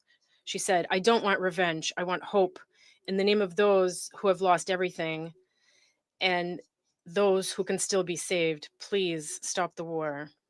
End of quote. Mr. President, we believe in the power of multilateral diplomacy. Although it has not always succeeded, over the 80 years of the UN's existence, it has been thanks to this diplomacy that the planet has avoided a third world war. We're confident that it can also help resolve the long-standing Middle East crisis. This requires the collective will of the international community, expressed not only in declarations from high rostrums, but in concrete actions. We strongly urge our American colleagues to cast aside their rigid positions and engage in the real efforts that the UN Security Council must undertake in accordance with its mandate to maintain international peace and security. This will only benefit your closest ally, whose security cannot be ensured by force alone. The fact that such an approach is a dead end has been proven by decades of the Israeli-Palestinian conflict. It is time to recognize that only a diplomatic settlement of the Palestinian issue based on the two-state solution can guarantee lasting peace in the Middle East, security for Israeli citizens, and the just aspirations of the Palestinian people for their own state. Otherwise, endless and senseless bloodshed will continue, claiming ever more civilian lives, sowing discord between new generations of Arabs and Israelis, and destroying any prospects that they might one day coexist peacefully and develop freely. This must not be allowed. We trust that other reasonable members of the international community share this view. We stand ready to work with them to finally make a peaceful and prosperous Middle East a reality. This is a historic responsibility of the UN, its Security Council, and each and every one of us. We urge that it be fulfilled. Thank you. I thank the representative of the Russian Federation for the statement. I now give the floor to the permanent observer of the State of Palestine.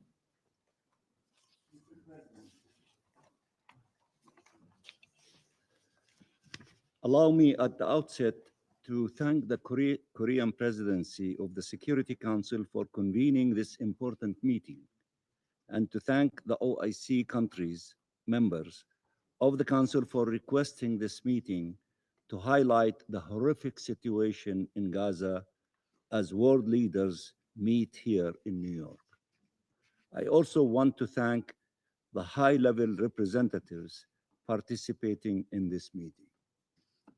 Allow me to also to thank Secretary General Guterres for his relentless efforts and his very moving and inspiring statements in these past 2 days. And through him, we wish to extend Palestine's gratitude to the entire United Nations and its personnel on the ground, with remembrance of those who were killed while trying to save lives in the midst of this genocide. Mr. President, we just adopted a declaration on protection of humanitarian personnel on the North Lawn Sunday afternoon. This council has adopted resolutions on protection of civilians, including children and women and humanitarians and journalists. In Gaza, not only do they not benefit from protection, they are primary targets of the Israeli onslaught. Mr. President, the Palestinian people have suffered from the denial of their existence for decades. Now they are being confronted yet again with an attempt to destroy our nation altogether. Recognition of the State of Palestine is an affirmation that the world rejects such denial, rejects the attempts at our destruction, and supports our right to existence, our right to self-determination. And that is not a gift, this is a right, and the Palestinian people have been struggling for almost 100 years for the attainment of such a right. It was not born recently. It is also a clear indication that the international community refuses to abandon the rule of international law and refuses to abandon the two-state solution, the only path to regional peace and security. This recognition is not taking place in a vacuum.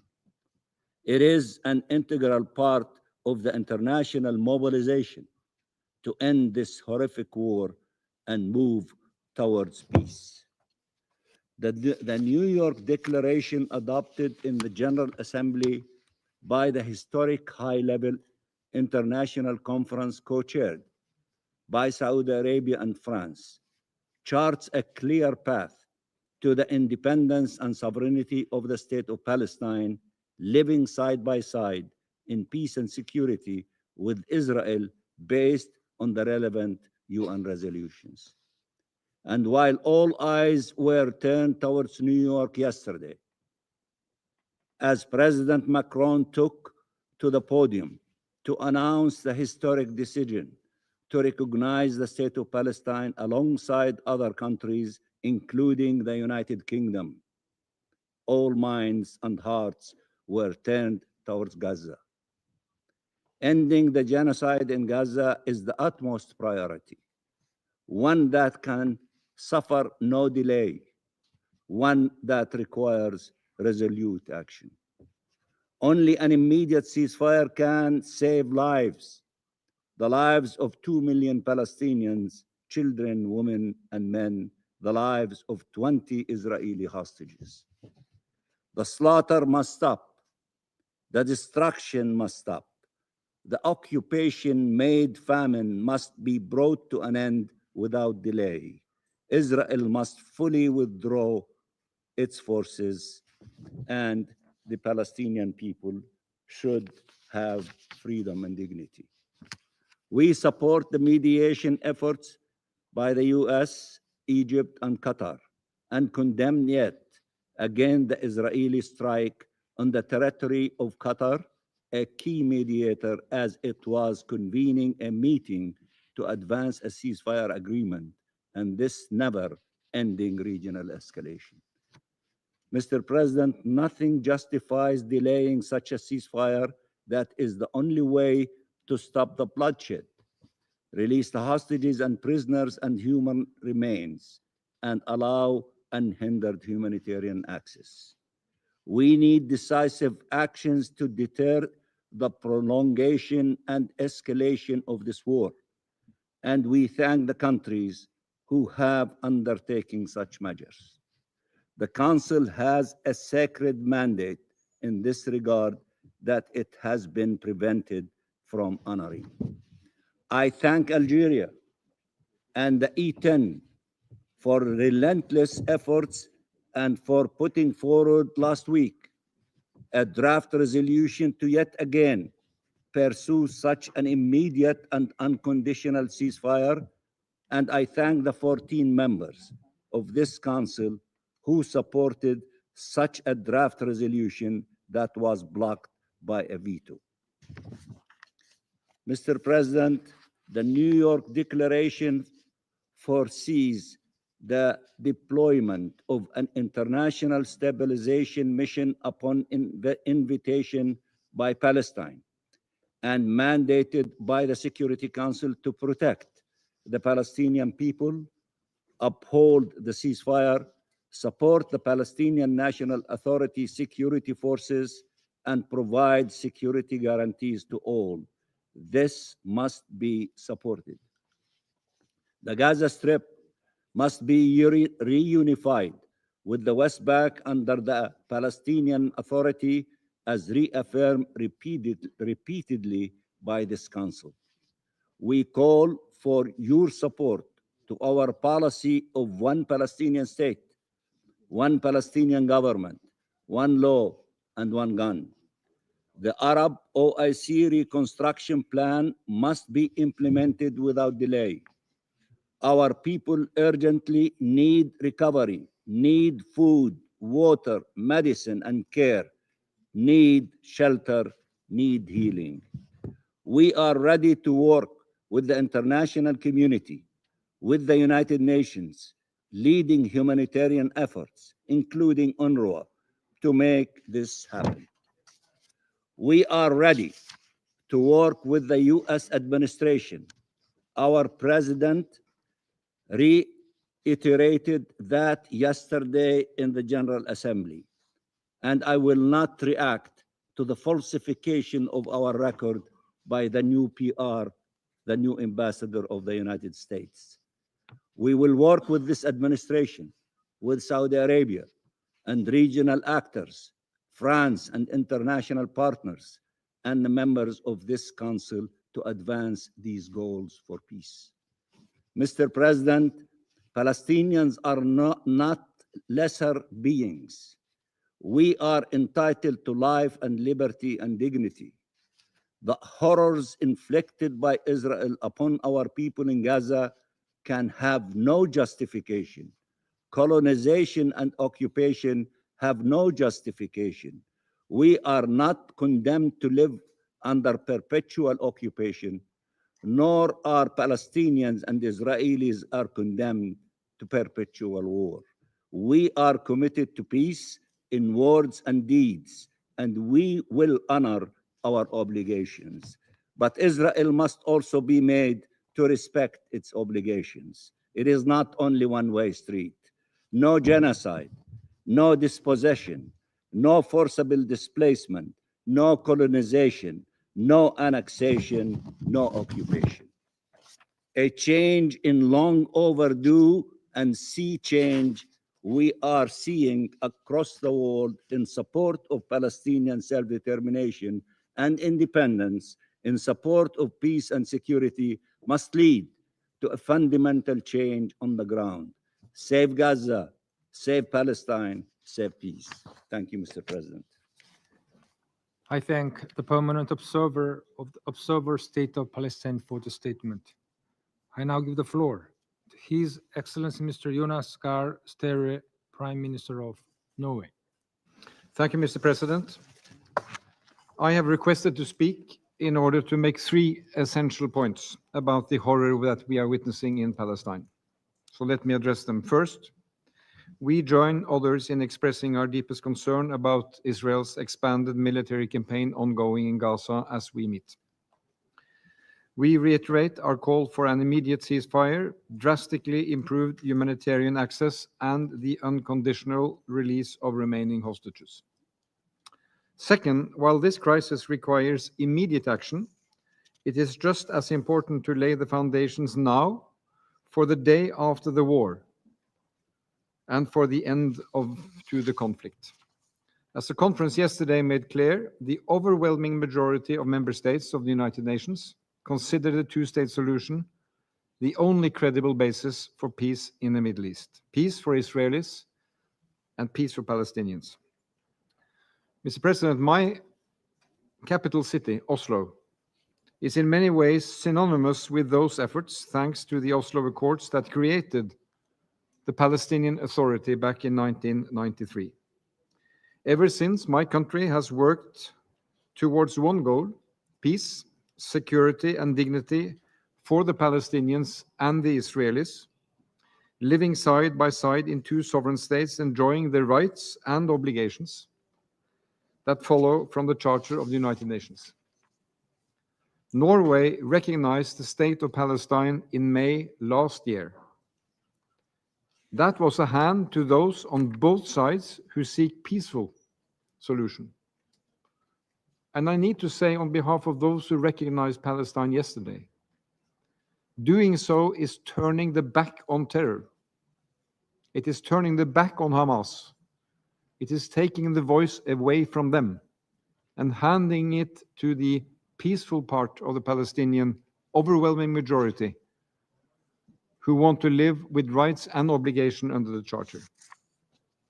Our decision reflected a realization that the old approach, waiting for a negotiated outcome before we recognize, was no longer a feasible option.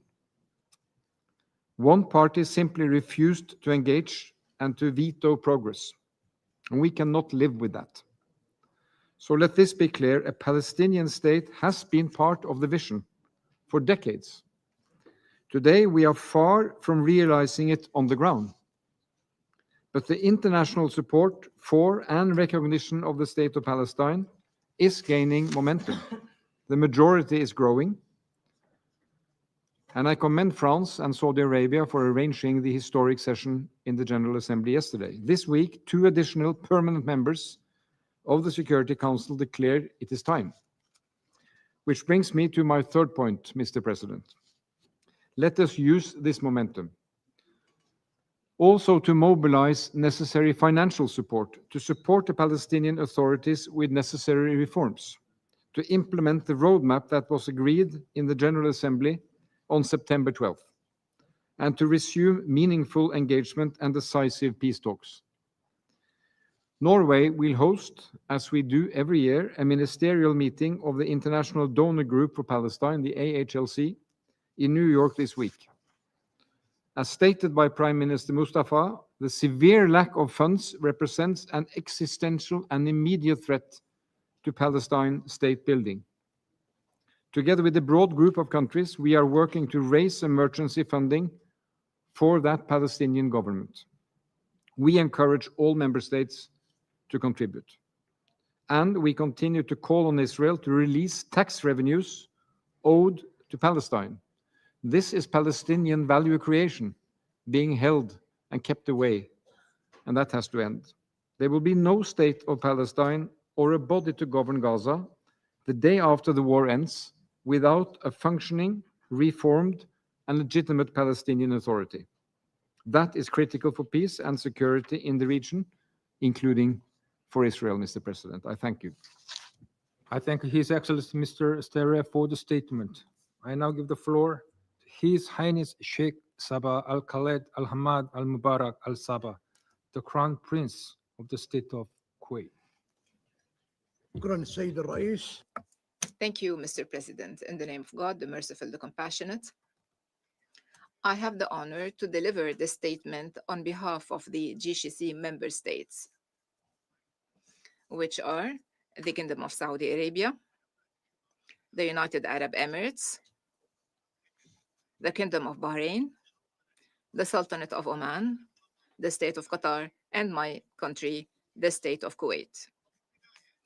At the outset, we thank the countries of the OIC for asking for this urgent session. And we also thank the Republic of Korea, which is presiding over the Council this month, for convening this session at this critical moment. Mr. President, we are meeting today while the tragedy in Gaza has been going on for more than 2 years. The brave and defenseless Palestinian people are facing an unfair blockade, a huge devastation. They have lost thousands of innocent civilians, the numbers of which have exceeded 60,000 martyrs, mostly women and children. What is happening is the Gaza Strip is the living example of genocide and ethnic cleansing. It is a bleeding wound in the conscience of humanity that cannot be left unanswered.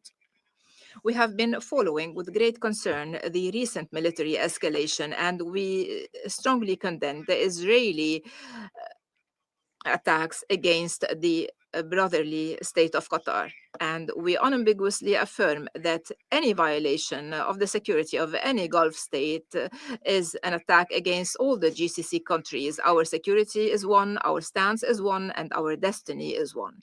Mr. President, just and lasting peace in our region cannot prevail unless through the two-state solution based on the resolutions of the international legitimacy and mostly the Security Council resolutions and the Arab Peace Initiative. This is the only path to end occupation and to guarantee the rights of the Palestinian people, the legitimate rights of the Palestinian people, and the establishment of their independent state along the borders of 1967 with East Jerusalem as its capital. I warn against attempts to undermine this solution or bypass it through the policies of settlement, displacement, and imposing a fait accompli. The international community, and particularly the Security Council, are requested to shoulder all their responsibilities to prevent the ongoing violations and to guarantee the accountability of the perpetrators and to guarantee that the Palestinian people can exercise their inalienable right to self-determination. In this context, we welcome the recognition by some countries of the State of Palestine yesterday in the high-level international conference on the peaceful settlement of the question of Palestine and the implementation of the two-state solution. These are welcomed and courageous actions that are in line with international law and in line with rights. In conclusion, the GCC member states reaffirm their steadfast solidarity with the Palestinian people. We stand by all countries that are being aggressed, and at the same time, we would like to emphasize that these crimes are not only against the Palestinians, they present a threat to regional and international security. We call upon this council to translate its words into deeds through tangible steps to end the aggression immediately and to guarantee the immediate humanitarian access, to protect civilians, to put an end to the illegal, unjust occupation. Otherwise, we will never know security and stability. Our utmost goal today and every day is peace. The blood of the Palestinian people have been shed enough, and the soul of innocents have been killed. We cannot remain silent anymore, and it is up to the international community to shoulder this responsibility and to chart a course conducive to the two-state solution. May the peace of God be upon you. I thank His Highness Sheikh Al Sabah for the statement. I now give the floor to His Excellency Mr. Ahmed Abul Gate, Secretary General of the League of Arab States. Mr. President, it has become clear that the Israeli war machine cannot be stopped with appeals alone.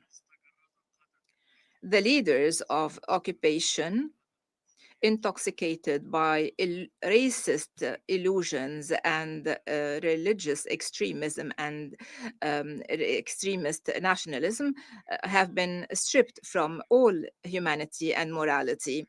What is required is strict punitive measures that convey the right message, which is that the world today does not accept that genocide be part of its vocabulary. We deeply regret the failure of this council time and again, and most recently, a few days ago, to put an end to the genocidal war waged by Israel on Gaza. This war that has lost even its military logic, if it ever had such a logic. The use by a permanent member of the Security Council of the veto right for the sixth time to prevent the adoption of a resolution that puts an immediate end to war emboldens the leaders of the occupation to continue perpetrating crimes and horrors indefinitely. What Gaza is witnessing is unprecedented in its barbarity and brutality. But its objectives are now clear. The goal is to erase the Palestinian community from existence and to displace the population outside the Strip after rendering the place uninhabitable. I say clearly that yielding to this plan, to this brutal and insane plan, deprives this council of much of its legitimacy. It undermines its role in preserving international peace and security. What is happening in Gaza will not remain confined in Gaza, and the plan carried out by Israel relentlessly to reoccupy the Gaza Strip and to displace its inhabitants will destabilize security in the entire region.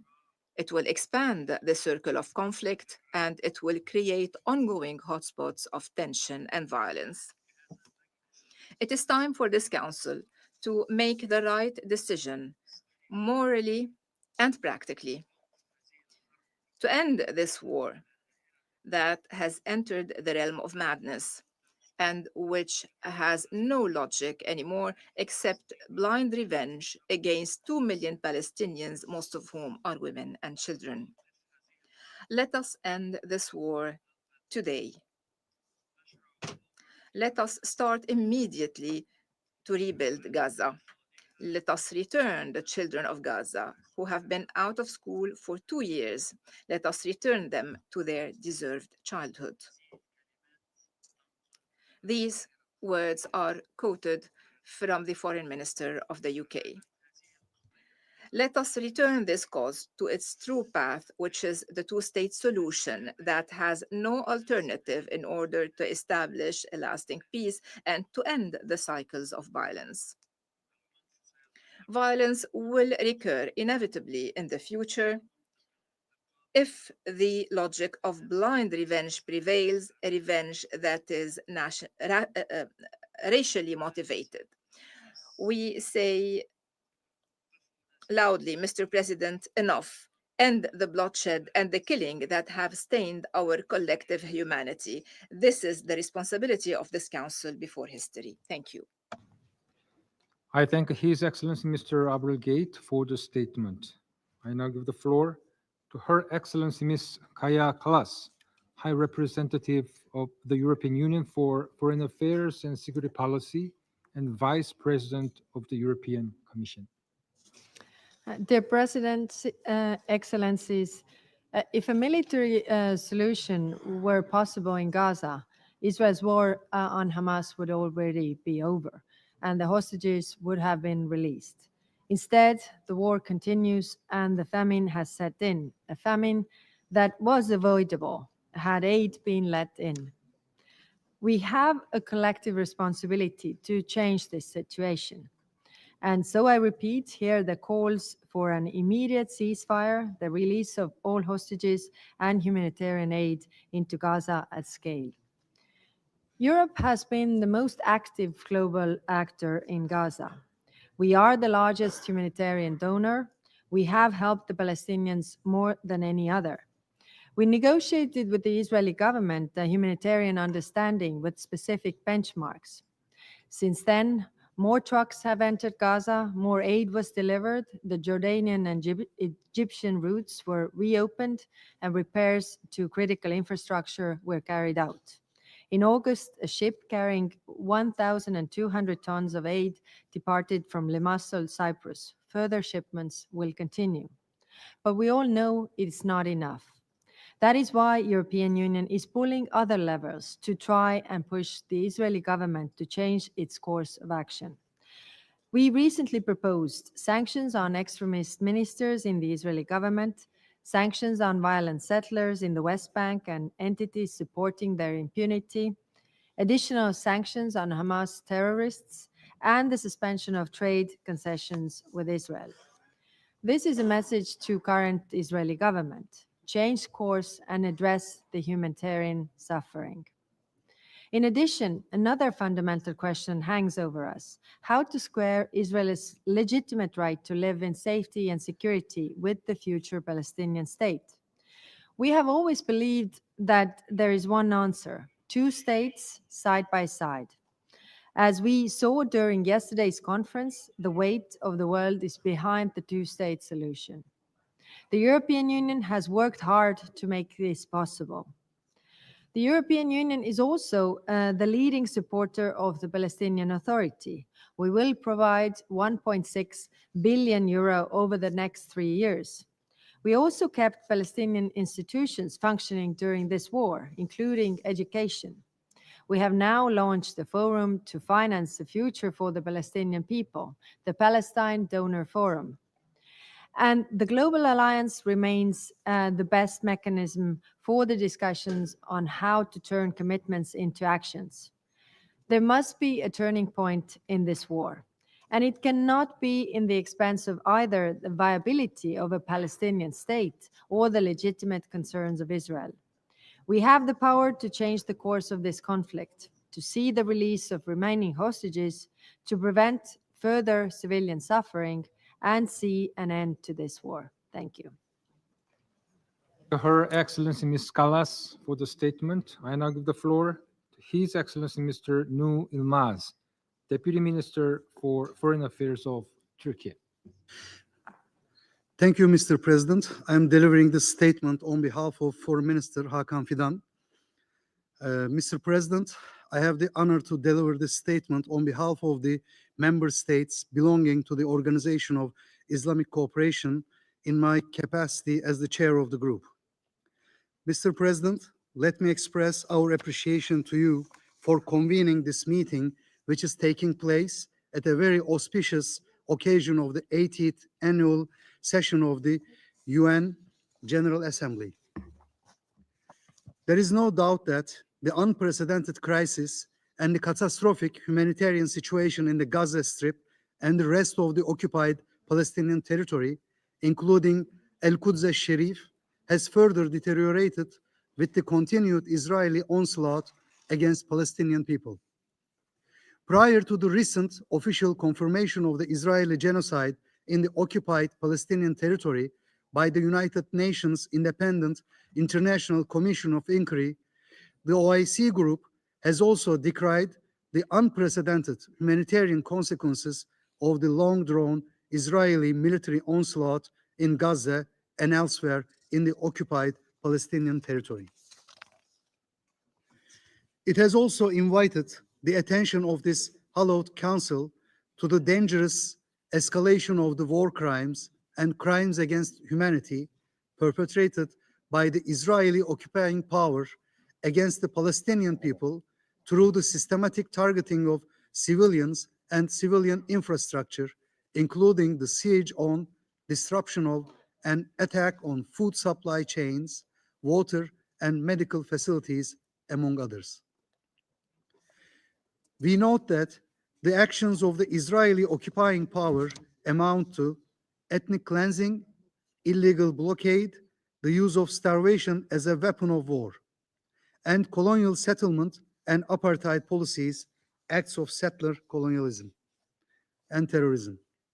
Land confiscation and home demolition, including attacks on Islamic and Christian holy sites, are acts of genocide and crimes against humanity and constitute a grave violation of the historic status quo at the holy sites of Jerusalem.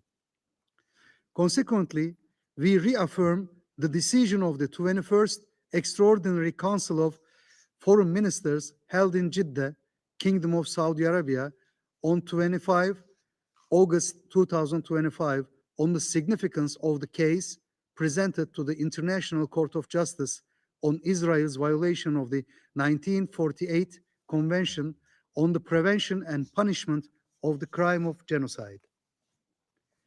We therefore call on the Council to take the urgent measures to hold Israel accountable for these genocidal acts, including invoking Chapter 7 measures to bring a halt to the bloodshed and all of these crimes and to ensure the protection of the Palestinian people.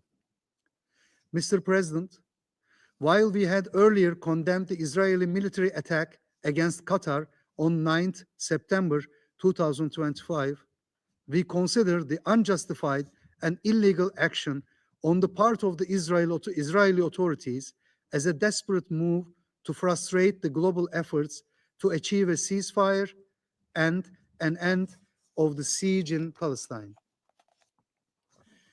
We commend the declaration by Qatar on the continuation of its mediation efforts, along with Egypt, towards securing a permanent, immediate, and unconditional ceasefire and an end to the war in Gaza. Consequently, we support the urgent implementation of the Arab OIC reconstruction plan to allow for early recovery and reconstruction in the Gaza Strip, while rejecting forced displacement and ensuring that the Palestinian people remain in their land, and we encourage all member states to participate actively in the international conference in Cairo aimed at mobilizing political and financial support for the plan. In the same vein, we commend member states of the United Nations and the citizenry of the world for their overwhelming support for the legitimate cause of the Palestinian people, for their inalienable rights, including to return to self-determination, to the independence of the State of Palestine, and the implementation of the two-state solution. To this end, we hail the recent adoption of the New York Declaration on the peaceful settlement of the question of Palestine and the implementation of the two-state solution through an overwhelming vote at the General Assembly on 12 September 2025, and commend actions by many states towards the recognition of the State of Palestine and bringing an end to this illegal occupation and ensuring the realization of the inalienable rights of the Palestinians just and lasting solution. We reiterate that the time has come for the Council to assume its duties for the maintenance of international peace and security, including by approving the admission of the State of Palestine as a full-fledged member of the United Nations.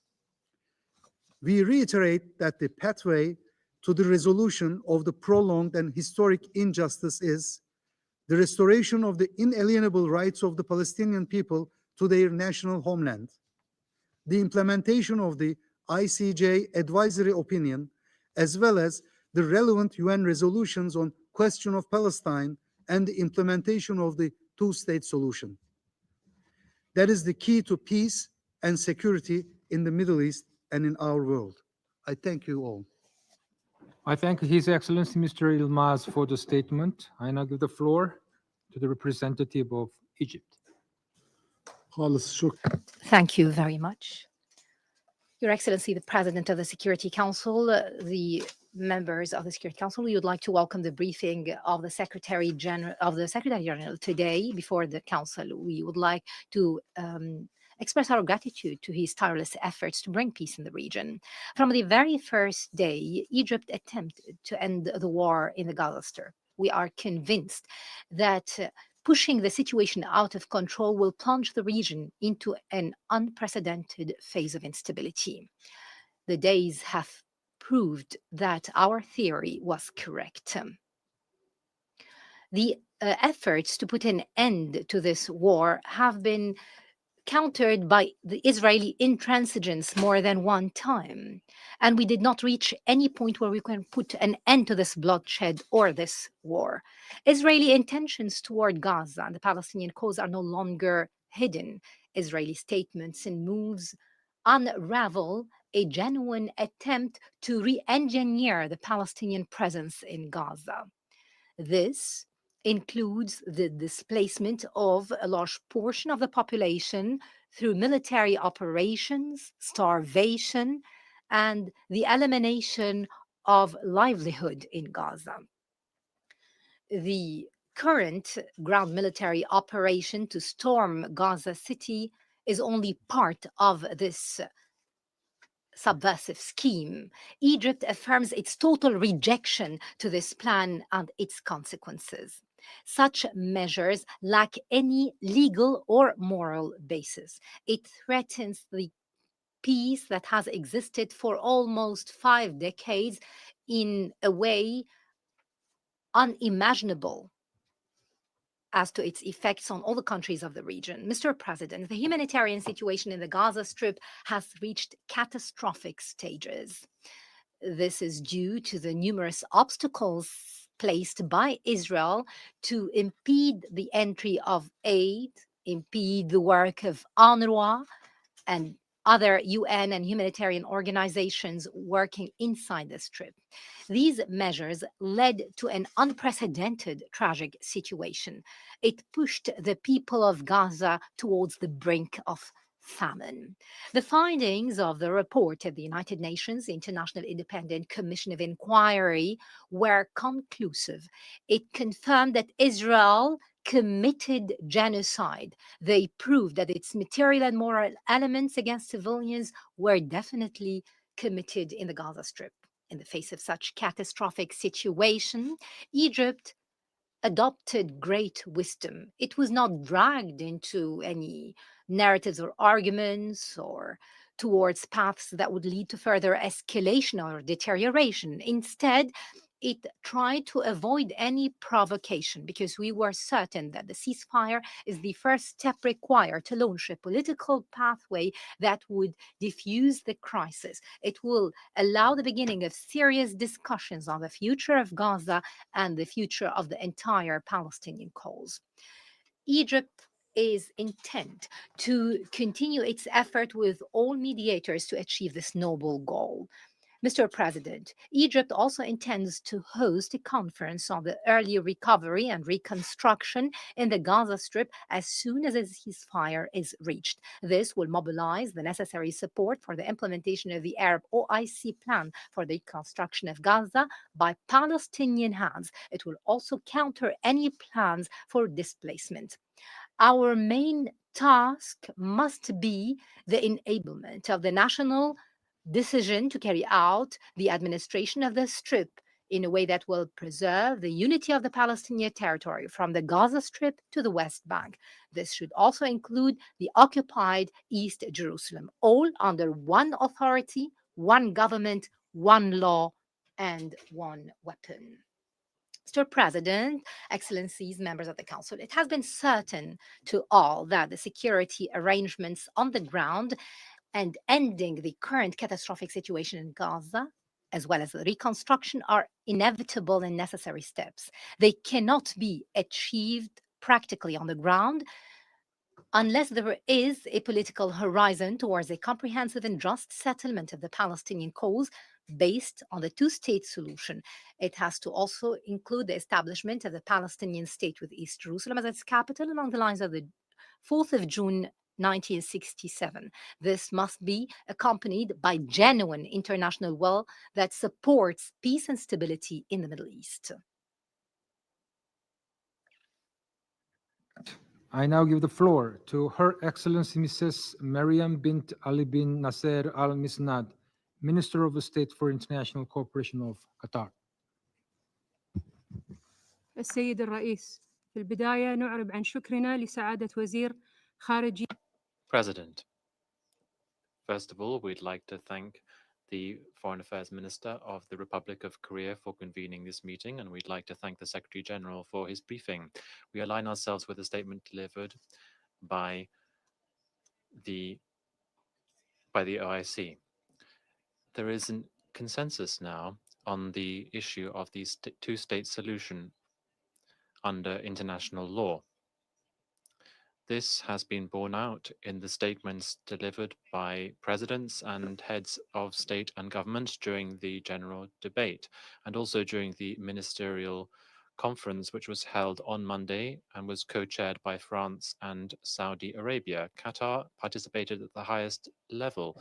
Many states recognized there the state of Palestine. This is international momentum to resolve the outstanding issues on the UN's agenda.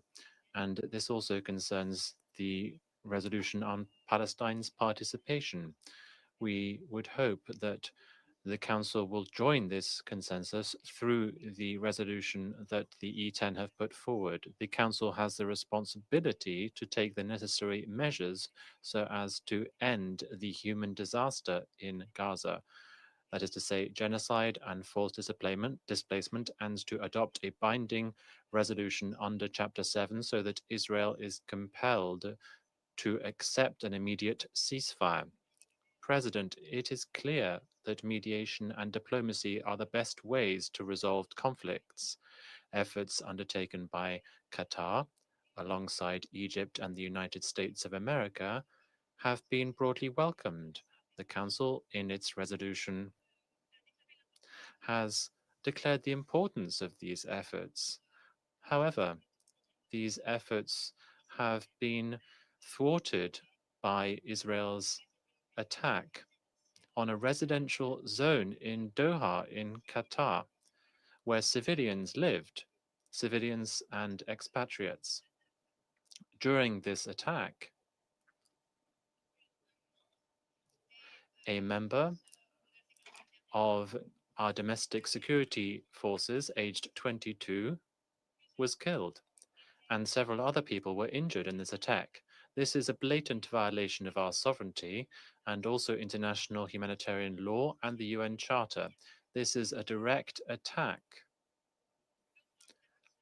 on international law as a way of resolving conflicts. Mediators need to be protected. This is not a political issue. This is a basic principle to uphold security.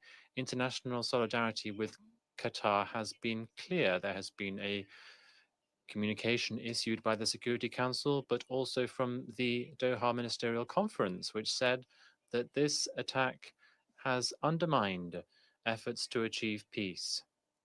Israel is violating IHL in Palestinian territories, and systematically. Starvation has been used as a weapon. Hospitals and schools have also been targeted. There is also the threat to illegally annex the West Bank. There are also attacks on places of worship. These are all major violations of international law and a threat to the two-state solution. In addition, we are seeing further measures taken by Israel in Syria and Lebanon. This undermines security and is in danger of escalating the conflict. It is therefore this Council's responsibility to maintain peace and security, because peace will only be achieved in the Middle East if the Arab Peace Initiative is respected, as well as the relevant resolutions of this Council. We call on the international community, notably this Council, to shoulder this responsibility, this ethical responsibility, and take measures to put an end to Israel's occupation, to fully recognize Palestine within the pre-1967 borders, with East Jerusalem as its capital. All mechanisms need to be used to achieve an immediate ceasefire in Gaza and also to ensure the delivery of humanitarian aid, to lift the blockade and to protect all mediators. We also need to do our utmost to ensure the two-state solution is preserved. Thank you. I thank Her Excellency Mrs. R. Misnad for the statement. I now give the floor to the representative of Saudi Arabia. Bismillah ar-Rahman. In the name of God, the merciful, the compassionate, Mr. President, Your Excellencies, members of the Council, ladies and gentlemen, may the peace and blessings of God be upon you. The Gaza Strip is suffering from a catastrophic situation that is deteriorating day by day on all levels due to an unprecedented military escalation and an absence of any effective political horizon. This led to a collapse of all the elements of life and security. The continued onslaught and the siege imposed for years made the Strip a central hot spot that is a threat to the stability of the entire region. It's a real danger to peace and security in the region and the world. The repeated aggressions and Israeli violations that run counter to the principles of international law and the UN Charter and the most basic international norms was solely the result of the lack of accountability and the prevalence of impunity and the failure of the Security Council and the international community to deter the aggressor and stop their violations. This has reached a dangerous turn that portends to erase the national sovereignty. It threatens the credibility of this organization and the basics of international legitimacy. It undermines diplomatic and negotiated solutions. It is a real danger to the security of the region and the world.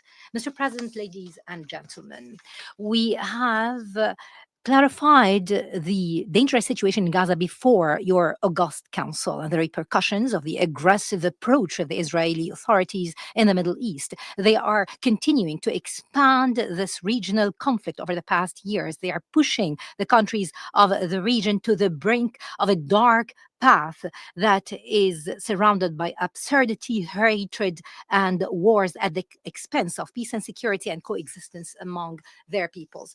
And we are still witnessing the repercussions of the lack of any firm measures to deter the Israeli violations, how they are trampling on the principles of laws and norms governing the international community, their continued unilateral expansion of such measures unabated. Is it acceptable that they target the territory of the sisterly country of Qatar, violating its sovereignty as they are undertaking coercive effort to mediate to end the war? What we have been seeing time and again is the intransigence of the Israeli party to block the path to find a peaceful solution, to put an end to the bloodshed, to the suffering of the civilians. They only want the region to continue witnessing this continued escalation and the scourge of war. Before this truth, we reiterate our calls that this council must shoulder its responsibilities for which it was established. We have to invoke the international deterrent measures of accountability against this Israeli behavior to maintain regional and international peace and security and ensure the credibility of this international regime and its legitimacy. The serious and immediate international move is a necessity that cannot be delayed. We have to put an end to this aggression and this siege. We have to pave the way for comprehensive and just peace. This will come through the implementation of the two-state solution and the establishment of an independent Palestinian state along the lines of 1967 with East Jerusalem as its capital. Thank you, Mr. President. Peace and blessings of God be upon you. I thank the representative of Saudi Arabia for the statement. The representative of United States has asked for the floor to make a further statement. I give them the floor. Mr. President, I must take the floor to respond to my Palestinian colleagues' comments. As Ambassador Waltz noted, the Palestinian Authority has failed to meet its own Oslo commitments, to renounce terrorism and violence, and to resolve issues through direct negotiations with Israel. These are not falsehoods, but facts. We call on the Palestinian Authority to halt its pushes for the unilateral recognition of statehood.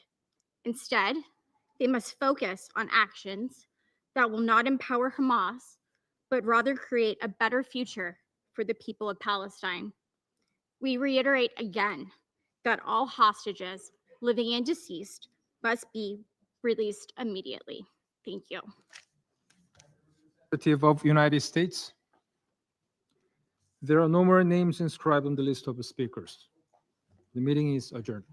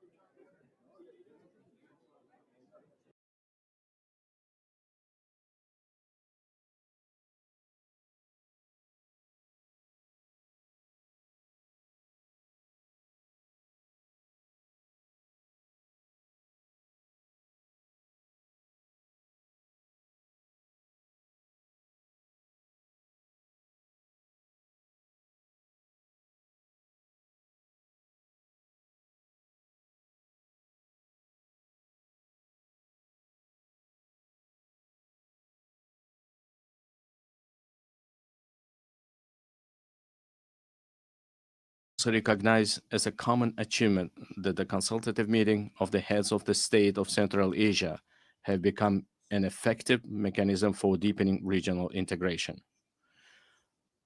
I can confidently affirm that as of now, we are at the beginning stage of the forming a new Central Asia. Our region, thanks to its unity, stability, and distinct identity, is steadily securing a stronger position in the system of international relations as an independent actor. In order to achieve our goals, we intend to give top priority to expanding mutually beneficial ties with all our foreign partners. In this regard, together with UN structures, we propose to implement a number of new projects and programs in our region. In particular, we propose holding an international forum under the auspices of ECOSOC and UNCTAD, dedicated to the economic development of the Central Asian states, establishing a regional hub for green technologies in industry jointly with UNIDO, adopting program on the rational use of water resources, the creation of green spaces, and the achievement of demographic resilience in our region.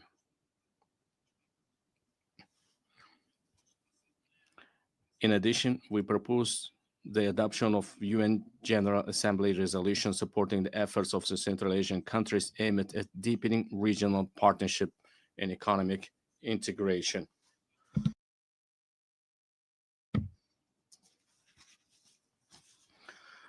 Distinguished heads of delegations, speaking about global and regional security and sustainable development, it is impossible to overlook the issue of Afghanistan. Supporting the aspirations of Afghan people for a peaceful and stable life requires the united efforts of the international community. I would like to emphasize that it is of utmost importance to prevent this country's isolation.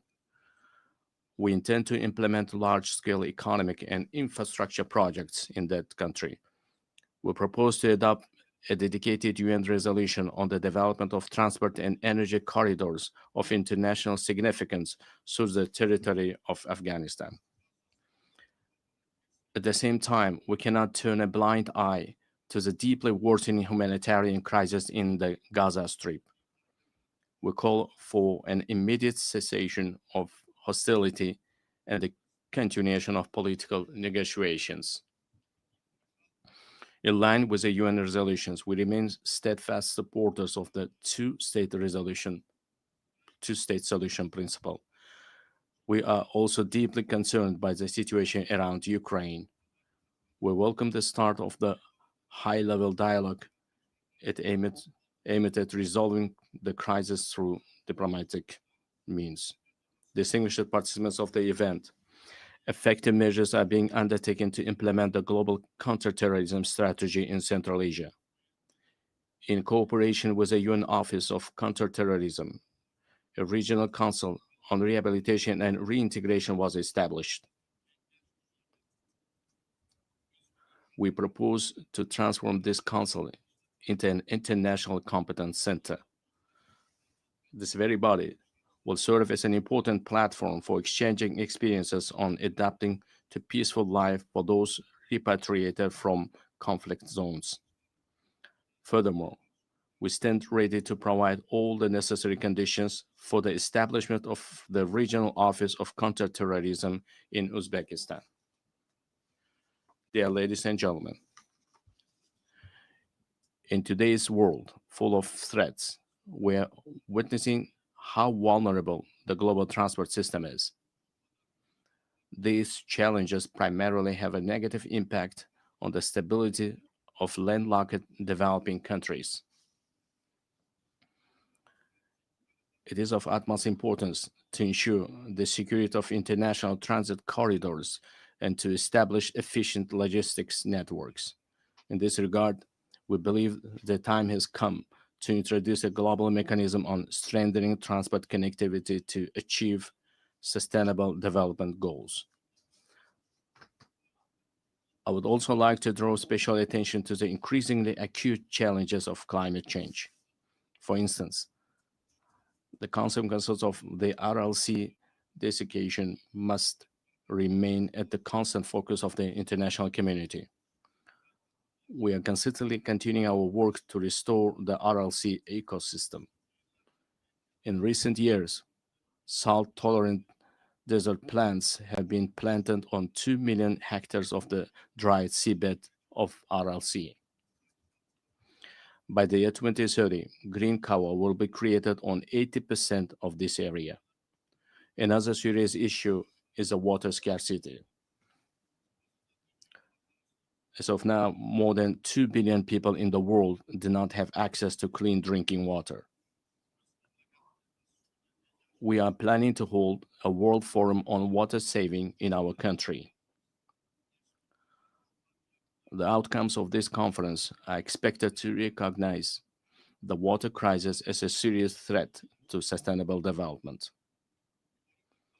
We intend to adopt a special roadmap for the wide introduction of innovation technologies in a global level. Another adverse consequence of climate change is the intensifying trend of climate migration. Unfortunately, clear international mechanisms and the legal framework in this direction have not yet been created. We advocate for the adoption